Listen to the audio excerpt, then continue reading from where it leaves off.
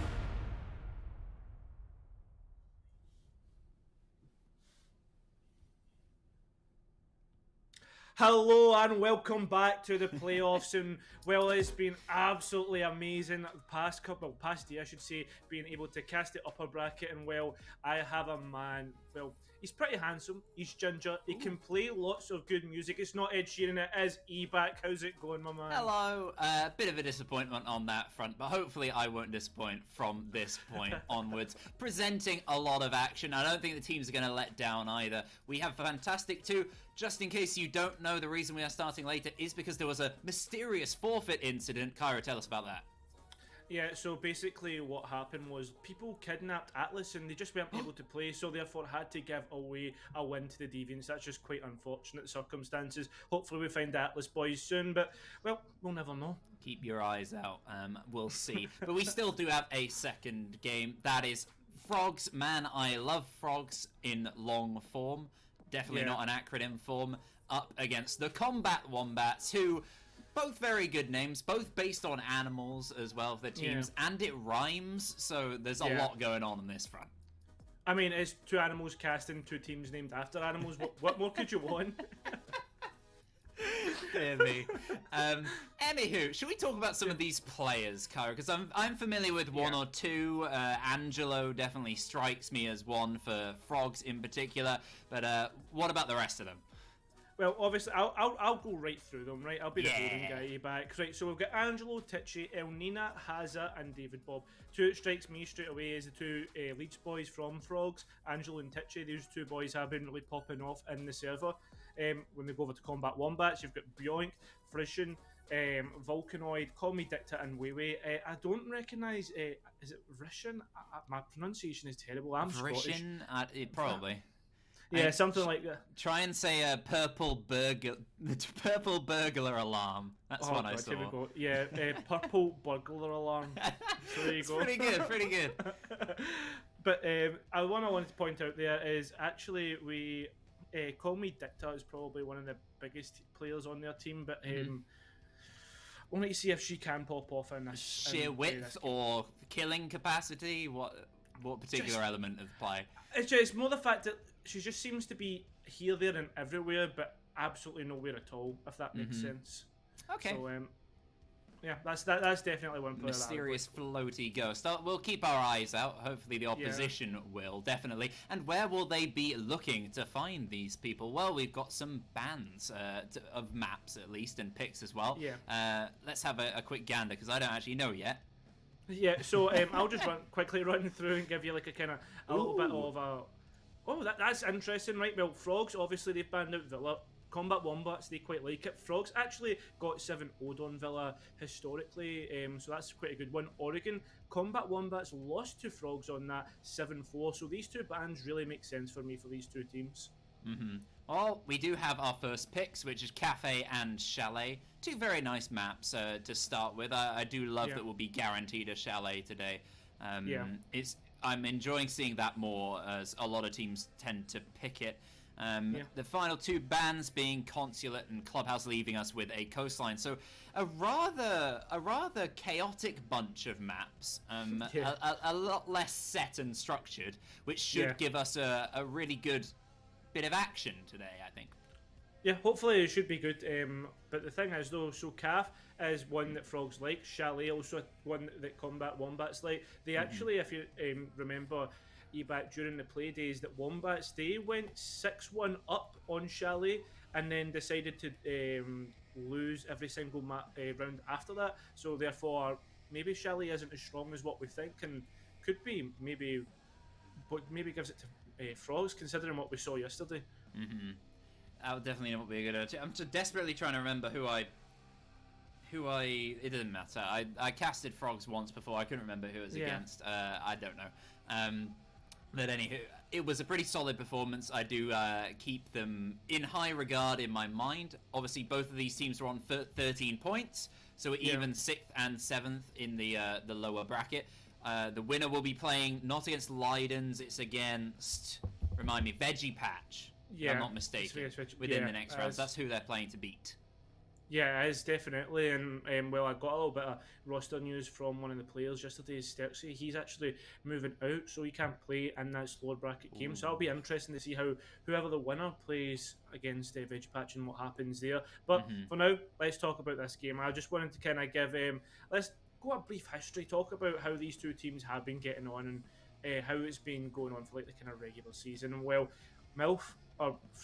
Frogs, they they with like, no really context, that just sounds like the weirdest mistake you could ever make.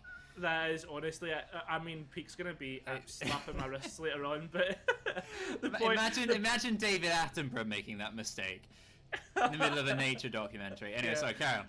Yeah, sorry. So Frogs, they started off really well. They had some great results, but at the start of the season, you can't really have context to what those results mean. They were winning, but it turns out they were winning against teams who are realistically going to end up towards the bottom of the table, who weren't actually going to be reaching the heights of the top. So when they started to play against those top dogs, the ones that we were seeing playing yesterday, they really started to falling towards the bottom of the table, and they were really a contender for that relegation spot. And well, Combat Wombats, they were also not having a great start, but then they slowly started to pick up pace, really started to find their groove, found their rhythm, found how they want to play, and well, now these two teams are now towards the middle of the table. Obviously, Frogs, they are because of Elliot's success, but Wombats, they are because of late success.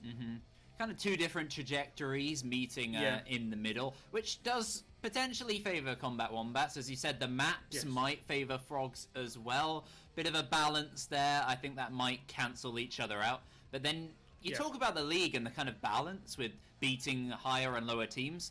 There are only a few points between any of them because it was so close this season. Both very close to relegation, also the same as each other, and only a point or two off some of the top bracket spots as well.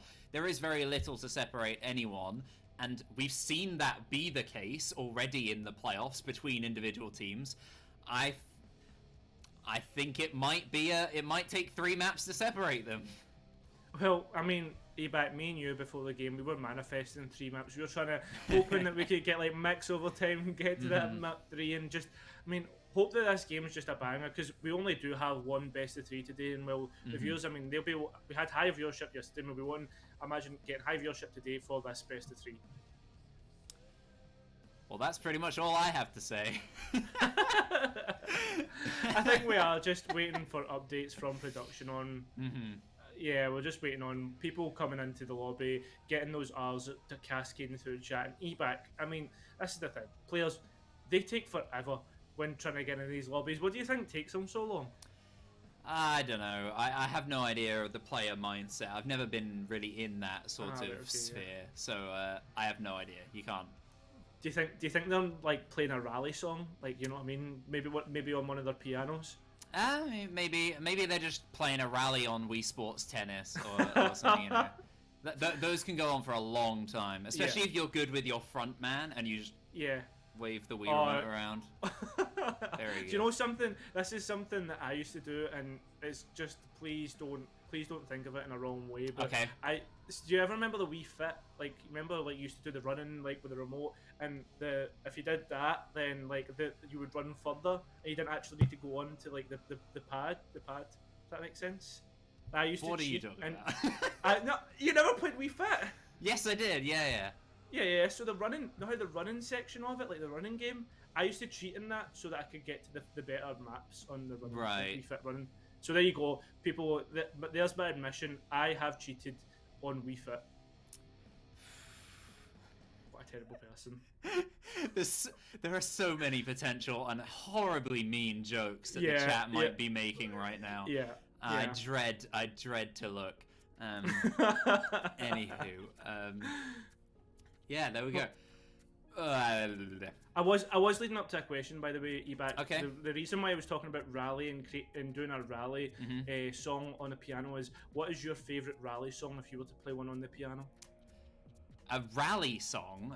Yeah, like to get the troops together. Say you're in ranked, you're 2-1 down, 3-1 down, and you're playing consulate, and you're thinking to yourself, how are we going to get back into this? We're going on to the defence. How do you rally the troops into overtime? I think maybe a Mario Kart tune play Luigi Circuit from Mario Kart Wii. Yeah, that'll get you nice and grooving, ready to move. Everybody in the team speak going like wahoo, all the like, you know. That's what you want. Everyone having a good time is also very important. You know, keeping everybody in high spirits. Yeah. And I would know, you know, from the what was it, the ECS staff game that I played against you. You know, I got to keep my team motivated, and that's the sort of thing that I was doing, which is why we beat you. Yeah, that was probably the most heartbreaking thing, because I had I was playing comp at the time. We had Jess Goat, who is an ex-coach. We had what was the American girl's name? She played comp as well. Girafero, yeah. She was great. She was a great player. And we had Shiro, and I can't remember who Elderbrain. Was it Elderbrain? Yeah. So Elderbrain's not a bad player. You've got Jesco, you've got Girafero, you've got me who was playing comp at the time, and then you had Shiro, right? We should have won that game, and for some reason we still lost. We played Clash, so we won. Which, by the way, if you're tuning in and you're not familiar with how that works, if you do play Clash, you win. If the teams are looking at this right now, maybe they're just watching us instead of being ready for the game instead. So if they're looking at this, play Clash, you win is the rule. Yeah. It's very rarely. I think it's been proven once when I've said it. So, and that's out of many, many times. So you gotta ensure. See, to be honest though, like we probably need to like message Peak or something and get us off camera, because we are really handsome, and they probably are just watching us and not getting into the lobby. It's probably a safe idea. Yeah, definitely so. Oh, look at that! Oh, perfect timing. See, the players had just about had enough. They learned all the cheeky tips they needed, and now we're getting on into Cafe, which is very nice. You think they'd redo these videos after like the bomb change, and I think there are some reworked maps that still have differences on the kind of video thing. It's kind of weird, but there you go. Come on, Ubisoft, what are you doing? Like, obviously the guy who takes these videos, he's had a day off or something. Mm-hmm. Right, well, Ebac, we'll stop our rambling and actually start talking about good things. Right, so Cafe, what we got to talk about? Verticality, 3 floors, big map in terms of that aspect. Really structured, has been left behind from the meta in terms of how long it takes for executes, etc. to come out. Mm-hmm. And straight away, we're getting rid of 2 operators that are really good at getting rid of utility. Exactly. The players you'd want to use to get rid of all that utility, move in nice and quick. Flores, especially Thatcher as well. I'm yet to see Flores make that big an impact around this level of play. A lot of teams struggling to use him, and it doesn't help when he's banned all the time on top of that. Certainly not. Valkyrie, the also probably most expected ban. It's becoming the most common thing these days. You cannot avoid a Valkyrie ban, and I love to see the prevalence in people's awareness of how useful she is. She's always been this good, not just now. But anyway, she is gone. We won't be able to get to see any of that Intel play at all. We're gonna have to focus on something like a Mozzie, maybe even the Maestro and Echo. Yeah, without a doubt. And well, I mean, you're obviously losing out on that C4 play from below. The floors are quite destructible, certainly on that 3rd floor. And Mira, the Spanish operator, those black mirrors, they're gone back. And you've got to be thinking to yourself that maybe a little bit of a comfort ban, because realistically, she's strong, but is she that strong? It depends. It depends whose hands she's in. With the right player, the right setup, it will destroy you. If you're the sort of team who isn't that good, maybe I do hypothesize that there are some players who just aren't very good or practiced at taking on fights against a Mira or utilizing Twitch or whoever you might want to use to try and get rid of that Mira, flush them back out of position.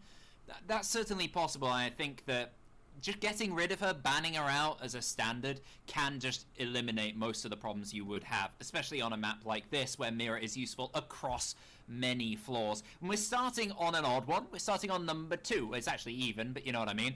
Reading. Yeah, that really is weird. We tend to not see that so much when we go to reading. Usually that's left to the last minute. But the thing is though, Ebac, when you go to reading, right, the kind of what the thinking is here from the IGL is probably, right, we'll go to Reading, we win this one out, and then we completely catch the other team off guard. But say, for instance, Frogs win this one out, right? Yeah, but this could really upset the kind of rhythm of Wombats if they, because then they've got to think to themselves, right, do we revisit this site? Do we revisit this with the information that we've already gained? Or do they perhaps go, right, no, we continue with our rotation, we go to the upstairs site, we go to more, I'd say more defender-sided sites and try and potentially, you know, try and get some rounds on the board. But yeah, this could be a questionable decision here from the Wombats. I like it. I love to see a bit of reading, especially with a standard extension like this. There's no Goyo brought along, which is usually someone that you see along this site. A slightly different strategy opted for this time. But we do have that Mozzie, as I expect with that Valkyrie ban here, giving Combat Wombat the most efficient in terms of intel when they need it late on. But that's the only way they're going to get it other than the default cams. Thankfully, there are quite a lot on this map anyway, without Mute having to bring a bulletproof camera. Yeah, without a doubt. And we'll see something that's interesting here at EBAC is the fact that Dicta is really, really good with that P10 Roni. I'm going to be interested to see how she pops off in this round, because her roam can sometimes just be absolutely crazy and has really been, I'd say, a distinctive telltale of the kind of Combat Wombat style is her going on those really big extensive roams and taking players out. She really is the thorn in the side of these attackers. Well, it looks as if from what we can see, the Frogs, they are going to be attacking from the other side. They're upstairs and towards this cigar area, and well, it looks as if they're going to be ready to take the first gunfight as utility is coming out. Just taking the time, but a lot of time is ticking on by. The nade will take out Dicta. Angelo throws the second. Doesn't really have too much idea that someone's there, but you always imagine there will be one. Two players now backing up onto the white stairs position, ready for a potential refrag. He might expect the one, maybe even take down the one, but he will surely fall if he tries to engage both at the same time. Well, he takes down Weiwei. Where is Volcanoid? He was around that position and has given up. I think David Bob might have stretched the defense too much, made them too uncomfortable, couldn't move in. 50 seconds now remain. 5 versus 3. Great advantage for Frogs. Huge advantage for Frogs, and Angelo just continues to push forward, and just like that, a flawless round for this first round here, EBAC. Well, I mean, after seeing that, Frogs obviously on that tertiary site really manipulating it, taking those statistical advantages that they have and forcing it. So with that, then winning the first round, you've got to say to yourself that, well, think about it from this perspective. Wombats now need to make a decision. Do they switch to the top 4 site, or do they go back to Reading, where statistically the attackers are more favoured to win? Well, I kind of think it's the opposite with Frogs there. They won fights they shouldn't have won in those positions. Angelo getting 2 that were relatively on the free side, taking out the player on white stairs as well as the nade around the corner. That isn't something that you'd expect to happen as the attacking side, and there was a lot of reliance on him to do that. Once he did it, it opened the floodgates, and it gave them a way in, despite the time they'd lost. With that sort of efficiency from Frogs, which is very little, and not getting things luckily. Someone like Angelo continuing to pop off might be necessary if they don't step up from here. We spoke about how slow this map can be consistently throughout the game. Combat Wombats, if they manage to delay better, maybe just win a couple of those fights a little bit more, they should be in better stead. I'm seeing good and bad things for Frogs already within this first round. Well, that's the thing, EBAC. Rainbow Six really is the kind of flip of a coin sometimes, and that's what it can just come down to, is just winning your gunfights. There you go. There's another one for your Kiss the Bingo card. You can win a round you don't deserve as well a lot of the time, which, when you do a lot of the time, can really confuse analysts. Yeah, without a doubt. And I mean, I think Siege is so like football. I mean, at the weekend I watched a team win a game that they totally did not deserve to win, but that's maybe a little bit biased towards what team I support. So enough of that. enough of that. Well, EBAC, it looks as if these players are going to go again for Cigar, and well, Wombats, they'll need to again do this delay tactics. Isn't it reading again? Yeah, that's what I'm saying. Oh, sorry. I think I misheard you. Sorry, my mistake. I see that. I was like, they're going to go through Cigar and then go through that way. Right, okay. They are technically still pretty much defending Cigar at the moment, as they will need to watch it, delay as much as possible. Frogs going for a very different plan. The window taken out just as the C4 is blown. Unfortunate for Combat Wombats, and an extra one on top of that. Volcanoid is down early yet again. A really poor start to the round. Frogs already getting on in across the other side of the map. One player less on the, I believe on the east side was where Volcanoid was positioned. Either way, it's an extra man for them to take advantage of, refrag their way forwards. But also, a split push from downstairs. The Nomad, Lenina, will help with this fireplace move. This is so key. She has actually identified the fact there's no one in towards mine and no sort of pressure in that area. And the thing is, though, E-Back, with that, it's a very LATAM-esque push and could really make this claustrophobic for the people on site right now.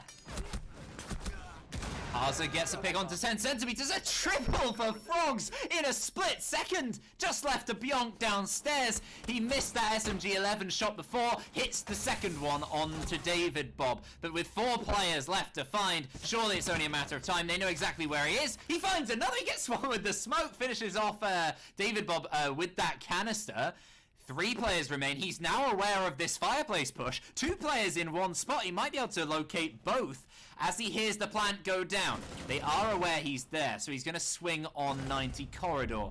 It's a bit too much to ask, but actually a good effort from Bonk to try and bring it back. Everything was already pretty much spelled out with that triple kill in the middle of the round there.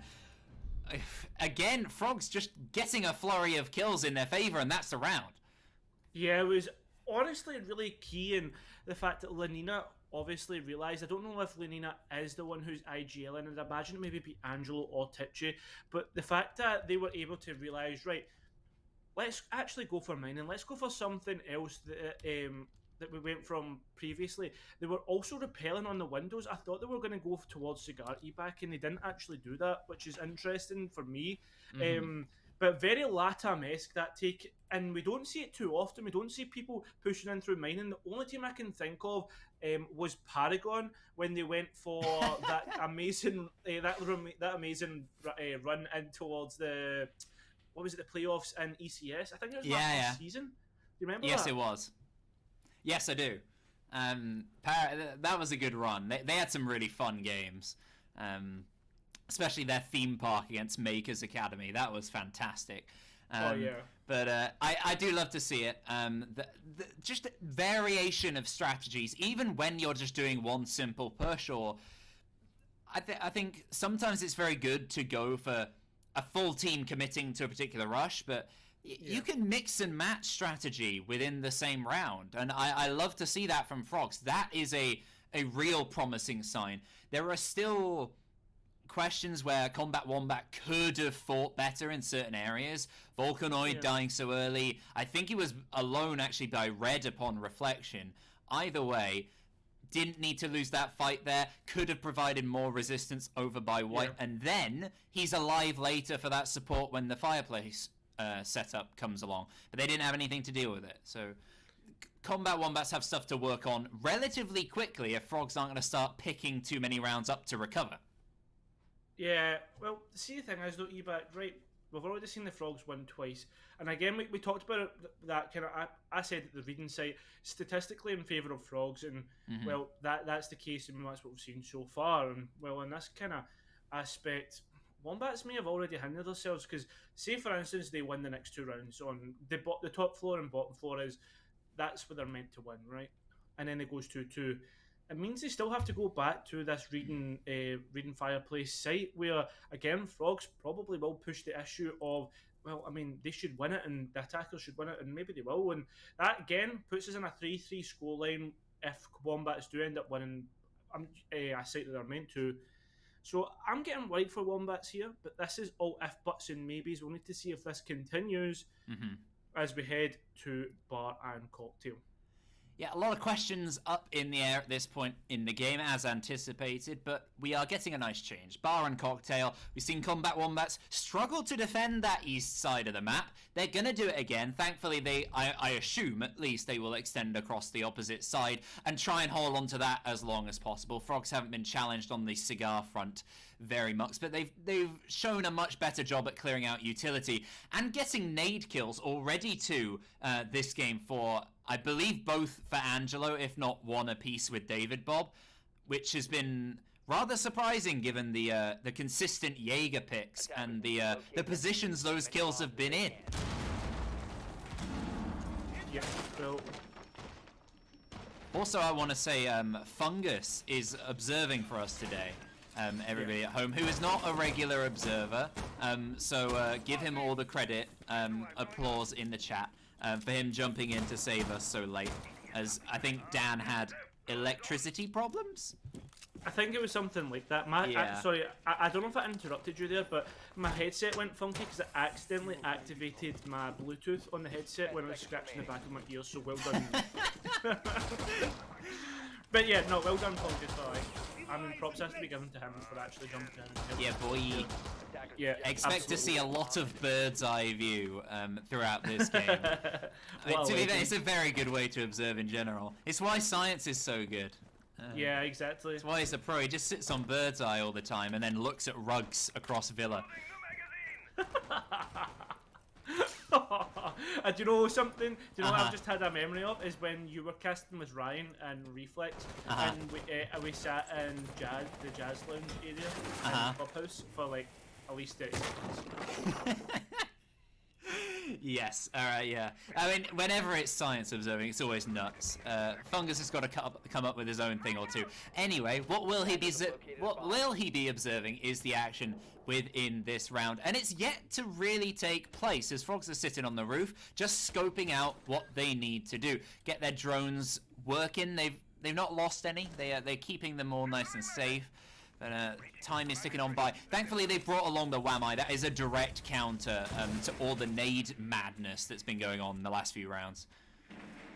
Yeah, that's it, and obviously Eagle there to help out with that one as well. So just kind of doubling up on that front. Drones coming out, they're going to drone out the player in towards Pillar. That'll be key later on as Victor has to drop away. Kyra, I could argue Triple actually lining up in terms of delay instead, with bringing along the Melusi and also with the Maestro to a degree, making sure that they are as held back as possible. Frogs, that is. Volcanoid gets to pick in the early round, which makes a nice difference. Not being the first man to fall, not falling early, getting one for himself on the east, I believe outside the window, if I'm not mistaken. Frogs already disadvantaged. They do have a lot of throwables still remaining. Lenina can use those stuns to burn up these positions, and then Angelo can swing on in. He has been lethal with that M4 so far this game, and I don't see that stopping anytime soon. Yeah, certainly do not see that stopping anytime soon, Ebac and Will. It seems as if they're going to try and open up bathroom with the Maverick. It's not something we can see too often. I'm a bit worried here. Yeah. Wait, where did the player go? There was a player right there. Was there not? I think there's a maybe they ran? No, I'm not sure. Anywho, I thought I saw someone inside of washrooms. Anyway, 35 seconds left. Angelo will hopefully see someone soon because he needs 5 kills or get this plant down. Haza waiting across on the opposite side to go for a standard plant, but there is no position to. With 10 centimeters, no attention split whatsoever, as there's only 3 players to find. He can directly look towards one area. Angelo going for a very slow and eventual push, but he's just walking into the Kaid's crosshairs. Down he goes. Haza's not sure of the call and falls as well. Great micro positioning from 10 centimeters there to dance around. The support from his teammate as well, providing a great distraction. Round taken by Combat Wombats. And I think some of those issues we were wondering about in the early 2 rounds for Frogs really came to bite them in the bottom there. Yeah, without a doubt. And now we head to Kitchen and Service, another site that is very defender-sided. And well, Ebac, this is completely different to the last in the fact that it's not as intensive. We don't get the action straight away in terms of the fact that, I mean, the attackers just go straight up to the roof and therefore they're on the site. But by this time, they actually have to potentially go top-down, clear out these roamers because the verticality on this site can be really a massive hindrance for these attackers due to the fact that, defenders could deny prep, they can deny the whiskey double from up above, but whether they do that is a different story indeed. So far, the Frogs, I guess they could just go straight into Bakery, but that provides problems in itself. Well, this site's going to be a proper test for Frogs, I think, because top floor, it is very much about delay, but with this floor in particular, there is a lot of delay to it, but it's mostly external. It's not as direct to the site in a lot of ways. You can have players lingering around the first floor, and if they're not cleared out with maybe a distraction on floors 2 and 3, a lot of teams can bypass it, ignore it completely, focus on getting vertical angles open, and then be punished as soon as they try and swing on the site nice and late. Always comes down to that 20-30 second chaos at the end of the round. As you said before, it's almost as if that 20-second meta just still persists here on Cafe. Frogs need to make sure that's not the case, because if they're playing the way they currently are and relying upon that, they won't win this round. Yeah, that's definitely it. Obviously, we see the players who have popped off so far here at eBack, and well, with that being the case, I don't know. Why did that make you so sad? I don't know. I'm quite a sad guy. Especially after the weekends. The weekends kind of events. We're back to the football again. Yeah, we're back to the football. But oh man, honest to God. But the thing is, though, eBack, something I like here that Frogs are doing is it's almost a split push. What? David Bob, don't enter there. Don't enter, just hold the angle. There we go. Angelo picks up a frag in towards Brett. There needs to be a clearance up above. I'm not too sure if there's roamers up there. I imagine there will be. But again, as I've already mentioned previously, eBack, that's where the problems will come in. No, it seems a direct split across the first floor from Combat Wombats. This direct move from Frogs definitely could work. 2 players opted for in this position. I believe the rest of them are elsewhere, though, putting small Bakery pressure on. Might be running into Dick at any moment as she lingers on red stairs for the time being. Very little clear, as we were talking about. TXC, I think, is doing some drone work on the second floor, but it's very direct from Frogs, which means they need to rely on this breach. The verticality could still work against them. Volcanoid gets one, but is instantly traded by Haza on the ace, putting that AK-12 to good use early in the round. And I believe the Selmas as well, as the breach is open inside of Bakery. Yep, and they've obviously identified this player in towards red stairs as well. So lots of good droning work being done here at eBack, and I imagine with the way things are going, oh, there it is, the verticality I was talking about previously with Dicta upstairs, Beyond picking up a kill. This will be a key position because this denies any jump in from the breach, and also potentially even the diffuser if it does try to go down. 3 versus 2 right now after picking up that extra frag, but eBack, what's going to happen? He's going to get shot from above. Haas has no idea, he's not looking up. It's bizarre, I'm not sure why he's so secure in this player above. TXC gets a kill in support, down goes Bionk, and somehow the plant is stuck. Obviously the Mozzie left that position. Weiwei gets another kill, just left to Haza. He's already got a few for this round. He eyes up Weiwei, just tries to get one more. Doesn't manage to do it for now. A C4 still remains for the Kaid, can block off an area or take some damage off Haza, but does neither. Haza now aware of this Kaid's position, 25 seconds left. He's just got to hold this angle inside of Prep. He gets the shot through the sight wall, but doesn't manage to finish off the Mozzie. And it's simple enough, no Kaimor in the way for Dicta to go and defuse nice and comfortably. A bit of a bizarre ending to that round. I would like to see where Dicta went from that above position. But either way, round taken not so comfortably by Combat Wombats. Dicta ended up saving that round after potentially nearly costing it for her team. eBack, she was up in that position. We are going to a pause, so you will get to see our lovely, handsome faces. And well, here at eBack, the question is why did Dicta not stay in the vertical? Was there somebody there? Was TXC in that position? I think TXC might have been there because they killed Bionk in support of the plant, who was previously upstairs picking off players. So it could have been up there that happened, and TXC was droning that out early in the round. So that's my guess for that. We'll have to see, maybe VOD review it afterwards, we can find out. But for now, we're at 2-2, and neither team will be dancing. That's a very... No. I'm not making that joke again. Well, I mean, eBay. I was going to try and make like a dancing on the ceiling or something like that, but I'm not even going to make an attempt. I'm not even going to make an attempt. But one thing I wanted to say was what we've seen so far from both teams is both worrying and exciting because the fact that there's both teams having that slack is allowing moments of brilliance, moments where they can be exploited, and I mean, both 100%. Teams are exploiting the weaknesses and punishing them. There is great spectacle in chaos. Obviously, as people who care about the game and these teams growing and becoming better and learning from things, it doesn't matter if we see some mistakes here and there. It's always fun. They'll learn from it, especially if we tell them how stupid they are during that.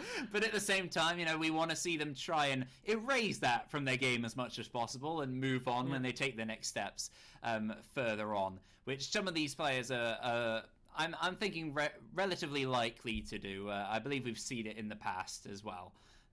So hopefully that can move on. It's tough to call, though, this game from this point, even within this map, because promising signs from both, weaker signs from both as well. Combat Wombats, though, are growing into the game. They're doing what they did this season, which is growing into it late. Yeah, without a doubt. And are we going to see what's happening with Frogs? Are they going to be the ones falling late into this match, eBay? Because now this next round is absolutely huge. We're heading to the tertiary site. But what we've seen so far is the top floor and bottom floor site, which we're expecting the defenders to win. The defenders win. But the tertiary site has gone all in favour of the attackers. Well, you say tertiary site. It's the site that they've opted for Combat Wombats twice in a row. So I feel like they are confident on it, and they do have an idea. They've just been... I think they actually just needed a bit of warming up in terms of gunfighting. It seems to some degree. And losing all those men early, those flurries of kills, those triples and doubles from Angelo and the rest of the players during those first two rounds did make a big difference. Now that we've got the Jaeger starting to pick up some kills earlier in the round, Bjonk's looking good. We've seen Dicta getting some kills in there as well, looking strong with that clutch right at the end, the 1v1. Yeah. I think that might edge them towards a much closer reading room defense. Yeah, and not only that, right? You're saying this, but again, we need to talk a bit about the mentality of winning like a clutch. You win a clutch like that, and then everybody's screaming in the chat. Everyone's getting well done. I mean, imagine there's some flavourable language flung in there as well. But like at the same time, on the opposite side, you imagine you lose a 1v1 or a situation where you're almost coming into it and you're like, oh, nice try. We try and go again, or maybe it could go even worse. Maybe that could tilt some players, and well, that's not something we want to see on. Just going into round 5.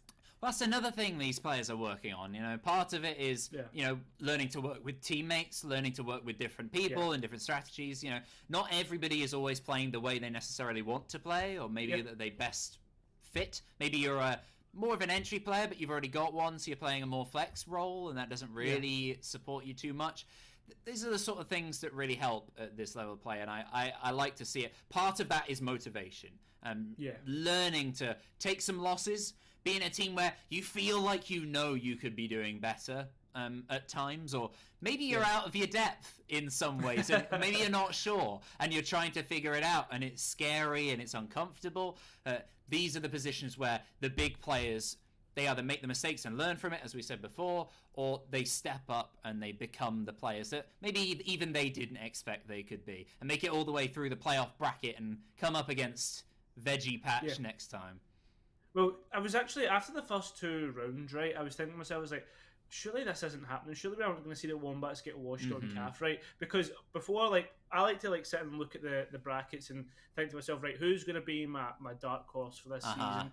And my 2 dark horses for these brackets is definitely one of them is Combat Wombats. The second is Deviants. So out of those 2 teams, it's going to be really interesting to see how things go out through the lower bracket run here. Obviously, Veggie Patch next. It's going to be an interesting one to see what happens here and who plays them.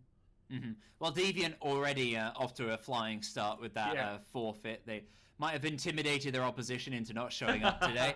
Either way, whatever it is, maybe it was just the curse of you saying that they're the dark horses, spurred them on to victory. Whatever it is, horse jokes. We move on to Reading and Fireplace. No surprise that that's where Combat Wombats line up. They have lost it twice already. That is the danger sign if they are coming at it like this, but they are opting for double projectile denial. It seems that consistent change they've had since the first 2 rounds have saved them about 2 deaths on average, because they haven't been dying to as many nades. Maybe that's just the change that we did, Eback. Maybe that's the only thing that's changed in this game, is the fact that they brought more projectile denial, because Frogs are really struggling to use all of those nades that they're bringing. They're bringing along 6 every round. Right? It's nuts. I'm surprised we don't see the Aruni on top of this. Yeah, you're actually spot on, because the Aruni really bolsters the top floor sight, maybe rather than a castle, but again, the castle gets rid of those lines of sight, so I don't know. We'll need to see how things go here as we do go towards the top floor site, and obviously so far Combat Wombats haven't been as strong on this top floor site. So Eback, I'm going to ask you, I'm going to make you put your foot in the mud here. Oh. What are you expecting from this round? I think we'll see a Combat Wombats improved performance. Obviously, a lot of it might depend upon Dicta's placement of magnets, that's the word, sorry, up on the top floor to deny early on, but it might come very close at the end of this round. Combat Wombats are starting to fight. They're really putting the combat in their names. At this point, they've just looked like docile wombats. Docile wombats. I mean, so that is the best like analytical point of so far. Right. Well, what we're seeing here is the Wombats doing the exact same thing as we saw previously. A cheeky kill might come out here as the sledge gets ready to... Oh no, just like that. Call me Dicta. That's a horrible spot to play and really utilise against these attackers. Yeah. They're definitely not docile Wombats. They're looking pretty strong here. Some aggressive play starting to come out, some peaks, things like that, catching off their opposition. And that was a specific counter, I don't know if you noticed, from that previous round where I believe it was Dicta on the Mozzie using a C4 on that window, and it got sledged out immediately. So this round, she played underneath it, waited for the hammer, and shot the player. Incredible adjustment from that previous round. Individual brilliance takes the first kill, and that's 2 nades off the board. A lot less to deal with, and 1 man extra less to deal with at the end of the round. Combat Wombat do like sitting relatively deep. They've had very little in terms of roams on any site so far this game. And working to mixed effect, because Volcanoid is down on the Jaeger. Lilina takes her down and takes train control down on the 2nd floor. Yeah, very similar to the second round, where I was calling it very LATAM-esque from Frogs, coming from the mining side, coming from below on the west side. And it's really interesting because realistically, you don't actually need to push the players out of Cocktail. You can just hold Cigar, make sure there's no flanks coming down, and really go back towards pushing into that site. And look, that's almost what it's going to be, is Angelo goes down with the diffuser, and the player inside of Bar is going to hold down that flank. That's going to be the key point that we need to make, and well, that's not going to happen any longer. Oh, Weiwei gets 1 back, and a second onto Angelo. TXC's down. A triple from Weiwei with the UMP. Some call it a hindrance, but that only means more opportunities, I suppose, for Weiwei. Nets up quite a few. It was a strange pinch attempt. Peak, actually, if you could get the camera on me for a second, I can explain what happened there with a visual representation. Frogs there. That pinch, they did it again, and I'm not sure it worked out too well. See, a lot of teams go for pinches that are lateral, like 2 directions, and they come together and make the move, or they do it, you know, vertically. They come out from underneath and move that. They did a top pinch and a side pinch at the same time, and it just resulted in this shape. A loss, an L. Very unfortunate. Not very good from them. And they're behind now after a 2-round winning streak. You can remove me now. That's a 3. That's a 3-2 advantage for Combat Wombats. And they learned. They saw what the mistakes they made earlier. We saw Dicta with a very smart, very obvious change depending on what they saw. And the players within the site were expecting the exact push that they got the previous round as well. Yeah, that is it, and well, I mean, they made small, slight adjustments, like whether it be that off spot underneath the window and being able to take out the sledge. That starts off your round in a good way, because then the Frogs are trying to catch up. They catch up, and then they don't have the key players, the key, stakeholders for the round, and well, they utilised it perfectly. We saw Wavy popping off in the castle. We've seen the players just slowly move through, and well, will it be the same case here as Frogs? They're starting to look lost in this matchup now. I think utilise is the perfect verb for the situation. The utility has been the change for Combat Wombats. All they've been doing is bringing this double denial. It's helped out so much, but then the rest of any little intel they have, or whatever it is, the castle barricades, anything else, they didn't even really use those castle barricades with the most reliance upon them, but any sort of intel it gave to the push that they were receiving from Frogs, they used it instantly. Very good use of utility. That's been the difference, and it's given them the ability to win more fights more comfortably, which they didn't look like they had in the earlier rounds. And they've put so much momentum together that it seems tough to see Frogs taking a round at this point. Yeah, it really is worrying, and well, the good thing is for Frogs is we are 1 round away from the split, allowing them to maybe come back into the game a little when we move towards opposite sides, but again, we're far from that yet. We've still got 2 minutes to go, and well, 2 minutes, a lot can happen here at EBAC. So far, what they're doing is they've breached into Cigar, key position that you need to gain control of. Imagine there'll be somewhat some resistance coming from Pixel/Bathroom. We saw before the Maverick tried to Maverick through the bottom to displace the player in Bathroom to see the outline of, but EBAC, that was really risky. Yeah, lots of the risky moves from Frogs worked earlier in the game. We've seen them play relatively passive to this point, and as Combat Wombats are growing into the game more and being more confident, Frogs, I think they do need to kind of take some risks, definitely at this point. We're already more than halfway through this round, and not a single fight has transpired across the map. Bullets traded vaguely across the board. The only damage dealt is Angelo, as he takes a little nip from that electrical on the wall. Weiwei's waiting for his own aggressive move, biding his time. Bjonk will get the first pick. Haza is ready, though. Weiwei is down. Not the same heroics from the previous round, and Angelo taken out on that breach. We questioned it last time as to how risky it was, but this time finally caught off by Dicta.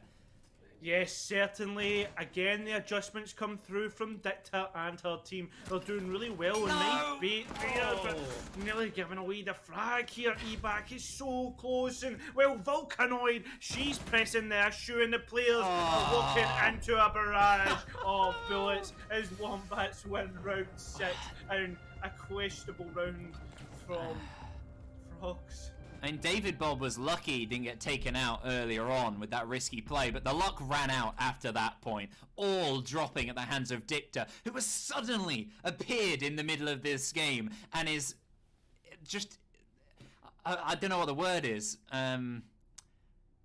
unstoppable at the moment, on an absolute roll. And it's not just gunfights, it's not just the team adjustment, it's the clever plays, the right positioning at the right moments has been fantastic. No, I noticed that, Peak.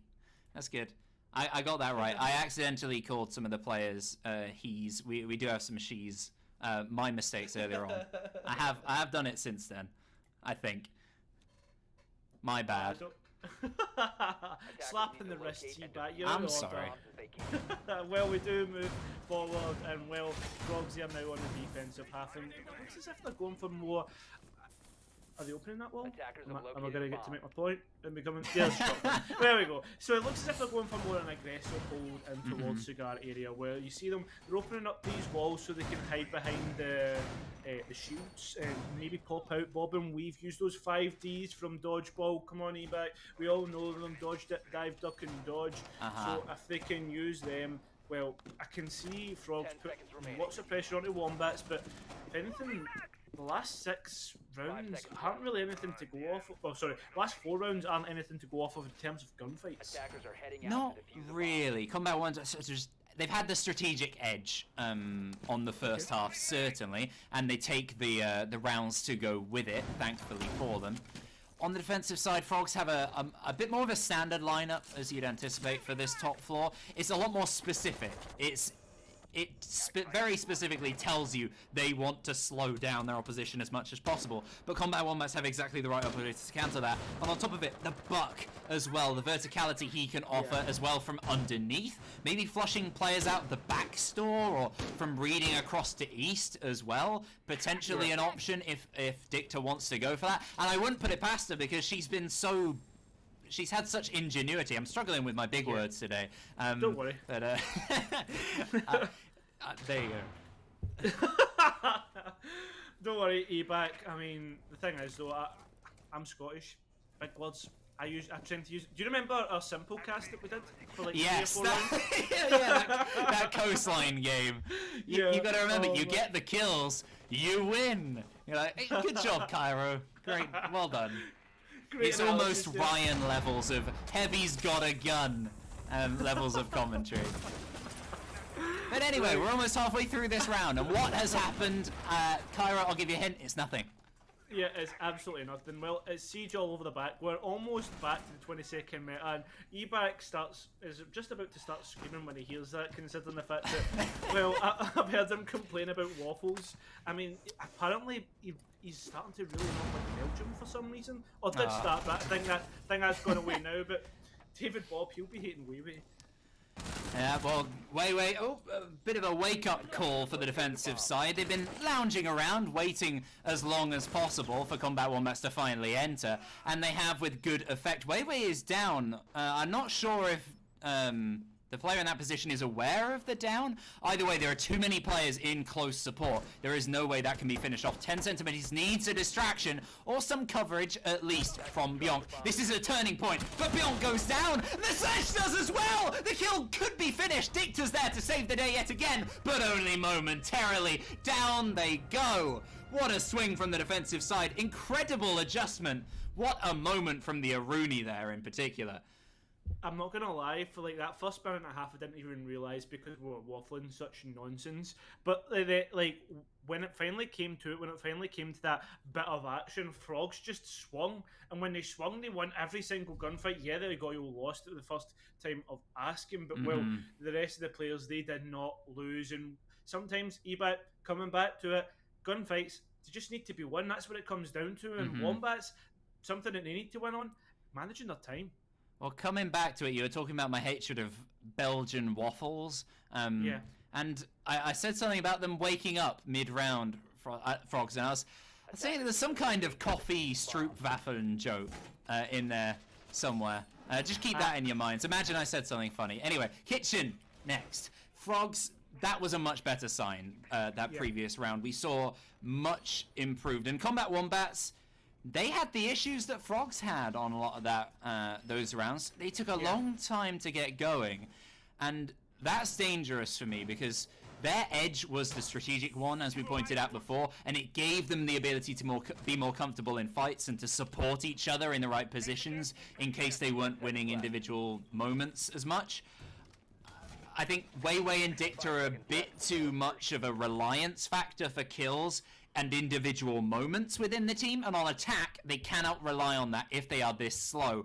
Frogs now, they seem to have that extra defensive reliance on the fact that when you're on a defensive side, you have a bit more of a guaranteed plan because you have the site default under your control at the beginning of the round. You've got somewhere comfortable to be, whereas the attackers don't. I feel like that could just edge things Frogs' way, and now they're only one round behind. It looks a different game than it did a round ago. Yeah, without a doubt, and also on top of this, Dicta face-checking things. Well, Weiwei, he's going to take out David Bob. And well, the thing is I want to put here is the fact that they're going to need to be quick on their roam clear, Ebac, because if they're anything like last round and they leave it very late, then, well, these positions downstairs, they're much stronger than upstairs. I mean, when you think towards coat check, when you think to other positions, these off positions like Christmas tree into small bakery, they can really catch players off guard. And well, when that happens, when you go for these pushes, you could really end up losing this round just for the sheer fact that you haven't drawn the right places. But on top of that, Wombats, a minute through the round, have already got full control of the third and second floor. Yeah, it's very quick, very efficient play from Combat Wombats. The opposite of the previous round. I was hoping to see a change, but didn't expect it this quickly. Very good to see, but they still need to clear out a lot of players on the first floor. Spread presence is always an issue here because you need to put direct pressure onto VIP and coat check, most importantly, where Angelo is located. A key gunning player for Frogs this season will still persist in that position. Whatever Dicta does with the vertical angles will not make a difference. You need that player gone. You need coat check control to push inside this site. If you ignore it, even if you are going direct inside of Bakery, you are vulnerable to some sort of flank.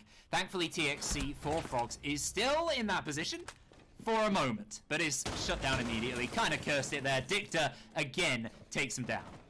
Yes, Dicta again using this verticality to her best ability, and now we see the players actually move towards executing. Maybe because this is the thing, eBack, they actually need to get the walls open in from Bakery, and well, it seems as if there's no sort of resistance on that, and they're just going to be able to open up the walls straight away. Yeah, I'm not sure what the Kai did with his electricals. I think he just prioritized Freezer and maybe the hatch instead. For now, I'm thinking about Angelo's position here. He's very primed for a flank at the right time, but the time is low. 25 seconds left, and Lenina still strong in the site, picks up two struck back, and it's left to Haza. Means very little from the Kaid's kills if there is still such a strong advantage for the attacking side. Too much work done in the early round, and the late round sees them very comfortably as well to a round win. So much better than that previous round. It's night and day. Oh yeah, honestly, huge amounts better. The heaps. I just genuinely, I can't believe that Combat Wombats have went from like 1 minute, 1 minute left inside of Cigar taking that long, and then next thing you know, they've got 1 minute going in the round and they've got full control of the map. Like, how does that happen? And they just picked away at Frogs. They've got 2 minutes to wait and watch and let's see what the defenders do. And within a minute, they'd already got 2 picks and went for the execution, or moved towards the execution. A great play from them. And, well, the thing is, though, is now Frogs, they have to respond to the way that Combat Wombats played that round. And the thing is, though, will they respond in terms of verticality, vertical roamers, or they're going to go for more of a horizontal roam? I don't think. I think in terms of the lateral move on the first floor, they did have it there to some degree. There was no pressure anywhere, and I was talking about the issue that could be with the flank. They didn't have the Nomad to necessarily protect it, and when the Maverick was going for a breach there, that's where you have some sort of denial, which means he has to expose himself. He needs coverage, he needs people to watch it. You have a player or two maybe swing from that position, or maybe the player is covering peaks towards red, and the defenders can take them down. It's that sort of move. Angelo played it a bit too passive. He left it far too late to make a nuisance of himself. Let them get the wall open. Let them get that two-man advantage as well when it went towards the push, and then it was pretty much all done from that position. It's got to be roam. That's the difference. Neither team has really done any roaming so far this game, and that has been a huge issue. Combat Wombats, they pushed back any presence there was at all on the top floors all the way down. They almost didn't need to there, and this time it seems like they're not opting for it at all. They're going direct, full on, with just a bit of a quick drone. They won't notice whether or not David Bob is up on the top floor. They're just going to push on straight in. Weiwei's already inside of prep and is eyeing up David Bob now that he's deep inside the site. Yeah, it seems as if they've completely switched things up. Obviously, they've opened up into site, and now the grenade goes out. I'll get rid of any sort of denial. And well played from Wombats. They've already a minute gone, and they've got rid of so much. And well, Angelo, that's what I was talking about. Breach is going down. Angelo, peak round, get the supporting player. Much better. The breach is still open, but the efficiency from Combat Wombats and that pick from Bjonk, evening things out, puts them in a great position. Very good early in the round. And as things get lower in terms of man count, that Jackal gets ever more powerful. Yes, the Jackal gets more powerful as things go on, and well, they've cut open that site. That would be a good position to make sure no one can creep round the counters. Well, Dicta, she's going to make sure no one's creeping anymore. There goes Angelo. So the frags coming out are fairly well done. We've seen the verticality come through for the cover here, eBack, but the question is, how are Frogs going to start to come back in this round? They're a man disadvantage. They need to try and get some sort of denial, and all they really have is one C4 from David Bob. The smoke's coming out, the plant coming in now. Well, still a tough position with the smoke canisters. Lenina can delay a bit, but no coverage from outside. Has a lot of stuff to watch herself. David Bob could potentially flank outside, but they have no eyes on VIP at all. They don't know if anyone's pushing. This triple position is very good for this direct west move, but if there's any split pressure from Combat Wombats, they can use that advantage. They still not denied the plan either. So none of the C4's working out until now. David Bob a bit too late, and with the vertical coverage above this plant, it should be a matter of delay. Waste time for Combat Wombats, win enough fights, seal it out. Play the clock. TXC and Lenina all on you here. Yeah, it's all on them in 25 seconds left. Well, it's not really 25 seconds. You've got to subtract 7 from that timer because that's how long it takes to defuse. And, well, Dicta wins the first gunfight. Tichy all to do. He's going to win out one, but remember, Dicta above, it really makes it a little bit harder, but winning that fight makes it so much easier. No. The time has run out, eBay. That's really heartbreaking after winning such a beautiful gunfight. What the hell? It means nothing. You win nothing, TXC, other than your pride, but only a little bit of it. Kyra, I have to own up to a mistake there. I was talking about the Jackal as a big point, getting stronger as the round goes on. There was a huge oversight on my part.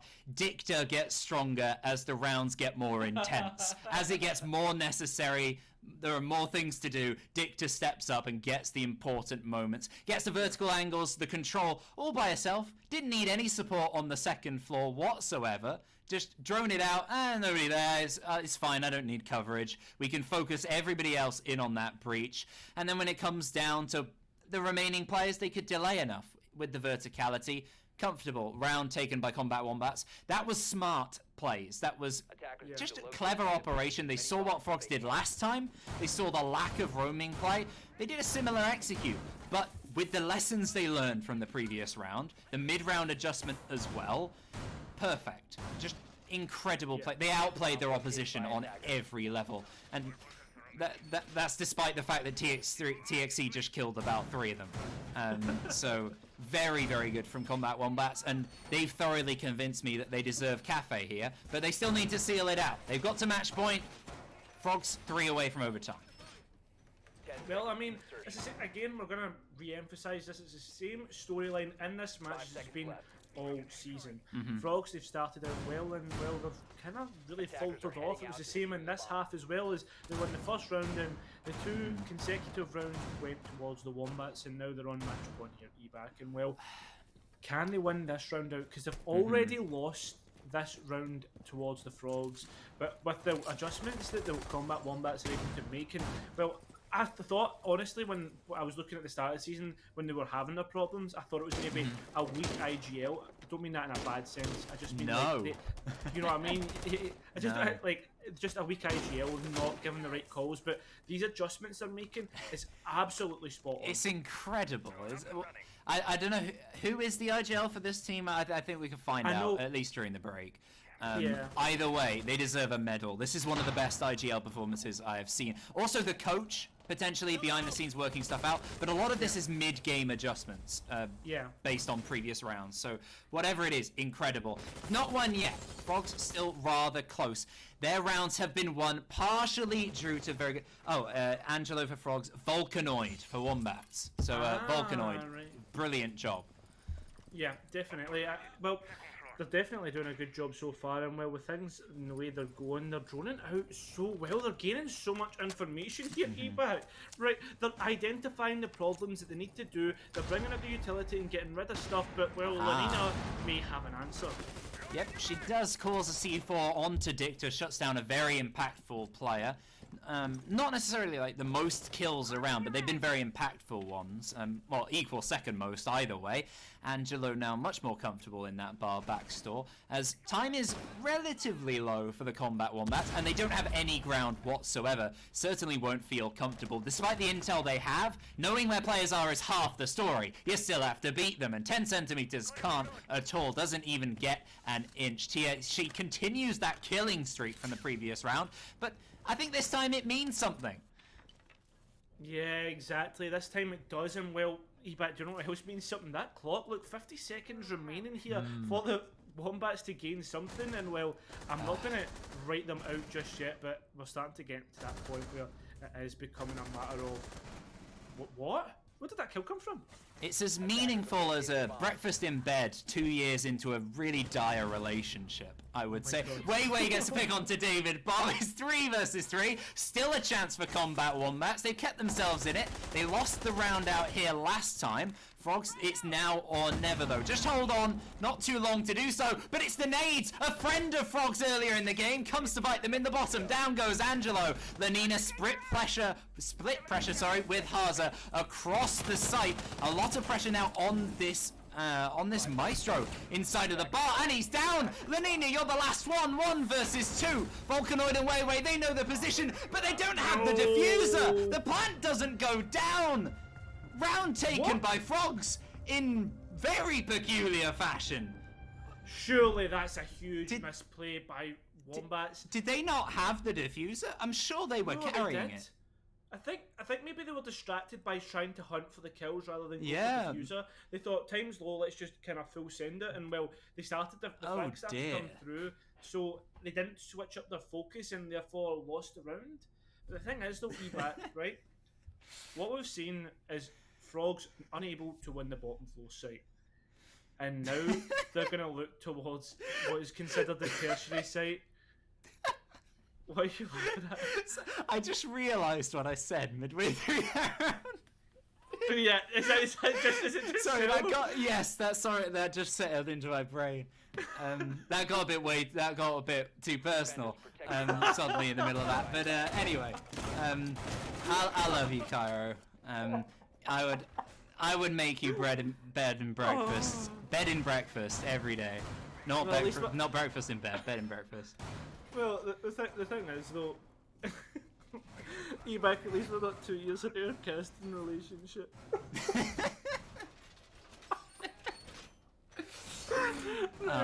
Dear oh man. Well, right. So I'm gonna go analytical on. Yeah, do it. On this, right? Okay. So, well, reason why we break went it down.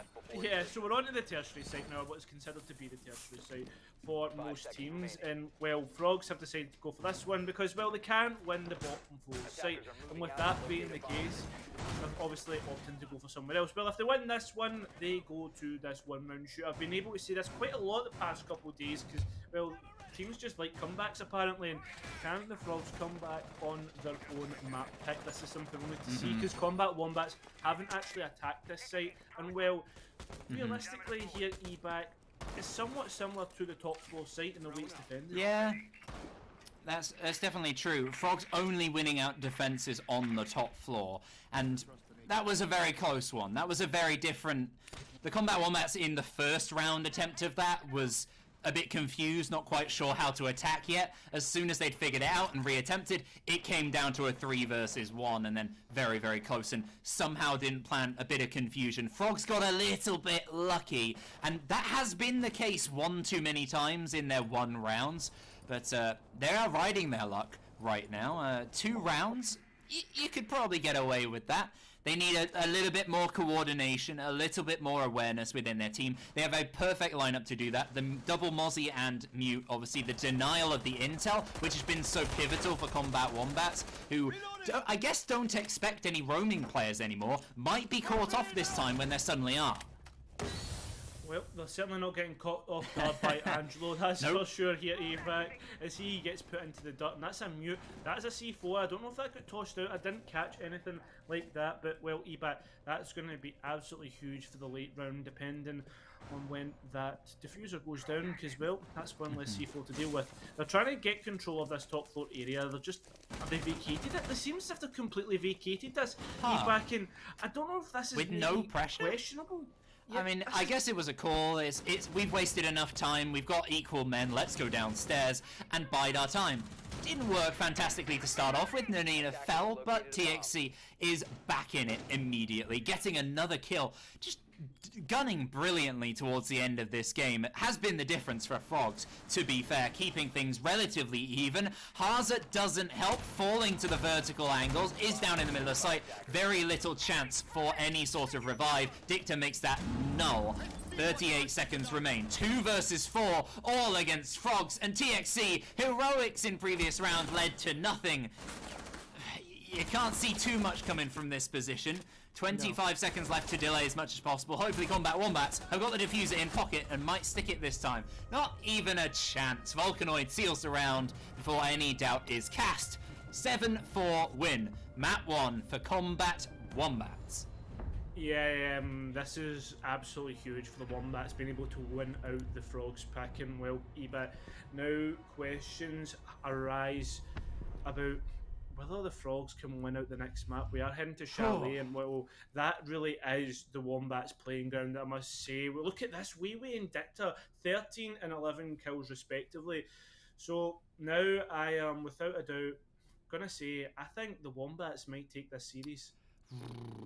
I mean, it's tough to call, but they certainly had the edge here. And then with the second map being in their favor, as you just said, that you would imagine so. But Chalet, it can serve up some very bizarre things. You never know what to expect on a map like that. Obviously, with it being relatively raw within the competitive meta, a lot of teams aren't as confident as they might be, which leads to games that are a bit more open than maybe a map like Cafe would be, where their strategies are a bit more regimented.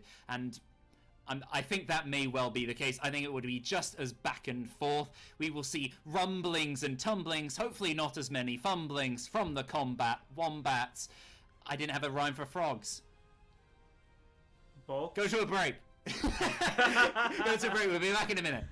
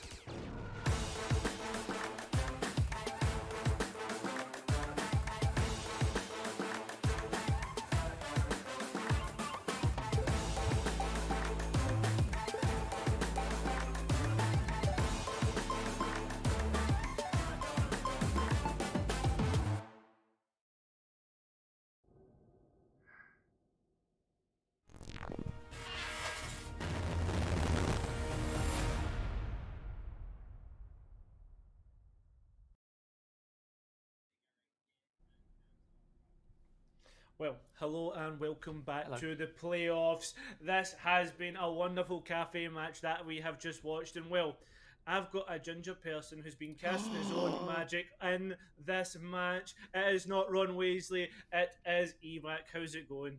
Only a ginger can all call another ginger.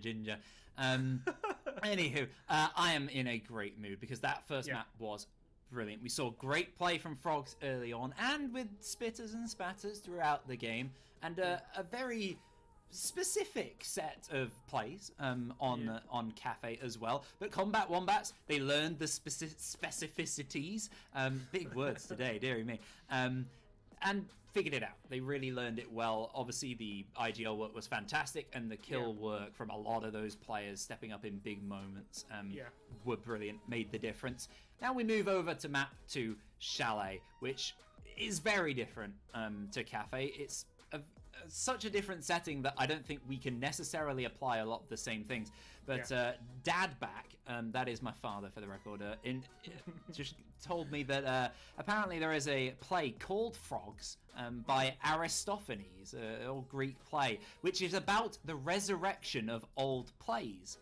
As the current plays currently aren't good enough, which sounds absolutely perfect for Frog's current situation, does it not? Yeah, that's actually perfect and a great example, well, not a great example, a great, what do you call it, anecdote for what this map has been. I mean, hopefully, what's his name again? Aristophanes. Hopefully Aristophanes can maybe work some of his magic in this match anyway, because we want to go to map 3, we want to go to Coastline. We didn't get to see it yesterday, but Ebac, I don't know if we'll see Coastline. Yeah, well, at the moment, it doesn't really look like it. The positive element, if you're a Frogs fan, is that they took 4 rounds from a map that they looked relatively unconvincing on, quite consistently. And also, when Frogs did win rounds, they looked convincing. They were actually quite strong wins.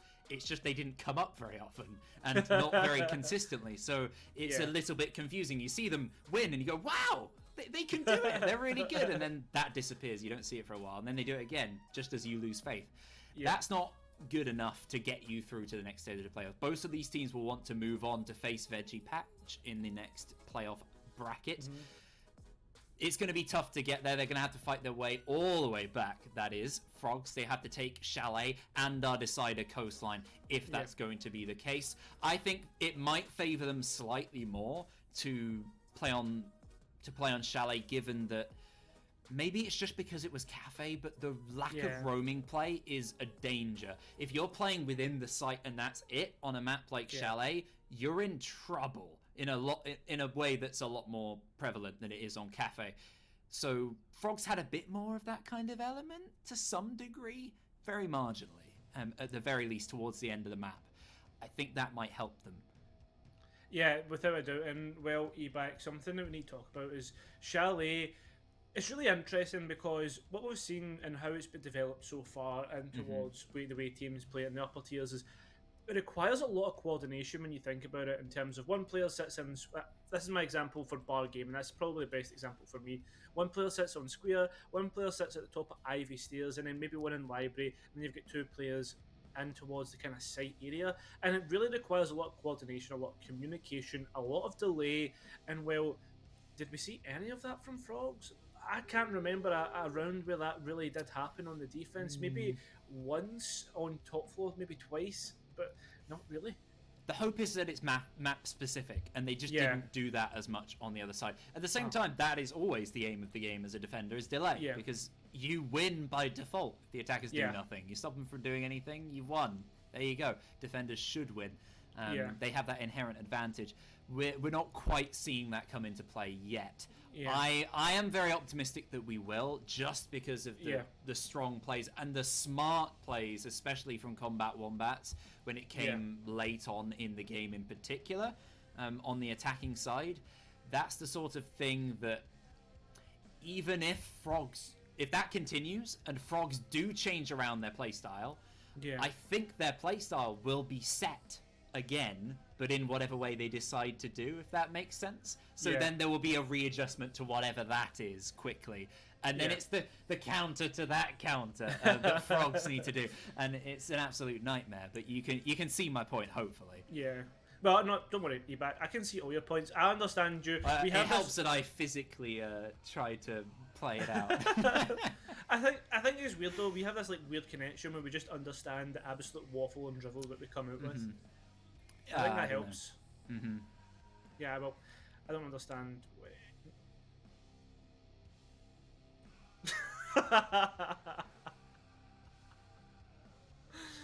Right, You're well, right, we'll just get confirmation that you don't need to listen to us any longer. We are just waiting on the fifth to come into the lobby, and then we'll get right down to it. Well, Eback, I'm gonna I'm gonna throw you right under the bus here. Combat Wombats. 3 words. Okay. Chalet. Oh, 3 words. Chalet. Combat Wombats win. I'm going to answer my own question whilst answering your question. Yeah, that's it. We've just seen too much for them. Obviously, all the stuff that we just said is still a possibility for Frogs, so that's on the cards. I came into this game saying, Cairo, like I came in today saying I'm wearing what did I say? I'm wearing a tie that's bright enough to deceive you about my mood or something to that effect. Which is just like, it's completely turned around. This game has been so fun. It's been such a wild ride. It's really cheered me up, and hopefully all you guys are enjoying it, because apparently there's a ton of you there enjoying it. Oh yeah, there's a lot. In fact, a ton is actually nearly spot on. We've got just over a ton. We have 145 just now, so I mean that's pretty decent. 145 viewers equates to 1 ton. In the I said just over a ton. I did say just over a ton. Ah. Well, I mean, sometimes. Sorry, I'm just leaving you dry. Oh my goodness gracious! I'm giving you the elder brain treatment. Yeah, well, it's not Eback, fun, is it? No, it's certainly not. But at least it's not as bad as trying to pick up after that horrible joke that you made about a 2-year relationship and breakfast and. Oh man, well I guess it could always be worse at the end of the day, mate. And well, that's the thing. Chalet, right? I mean, you could actually be in a 2-year relationship that has no passion.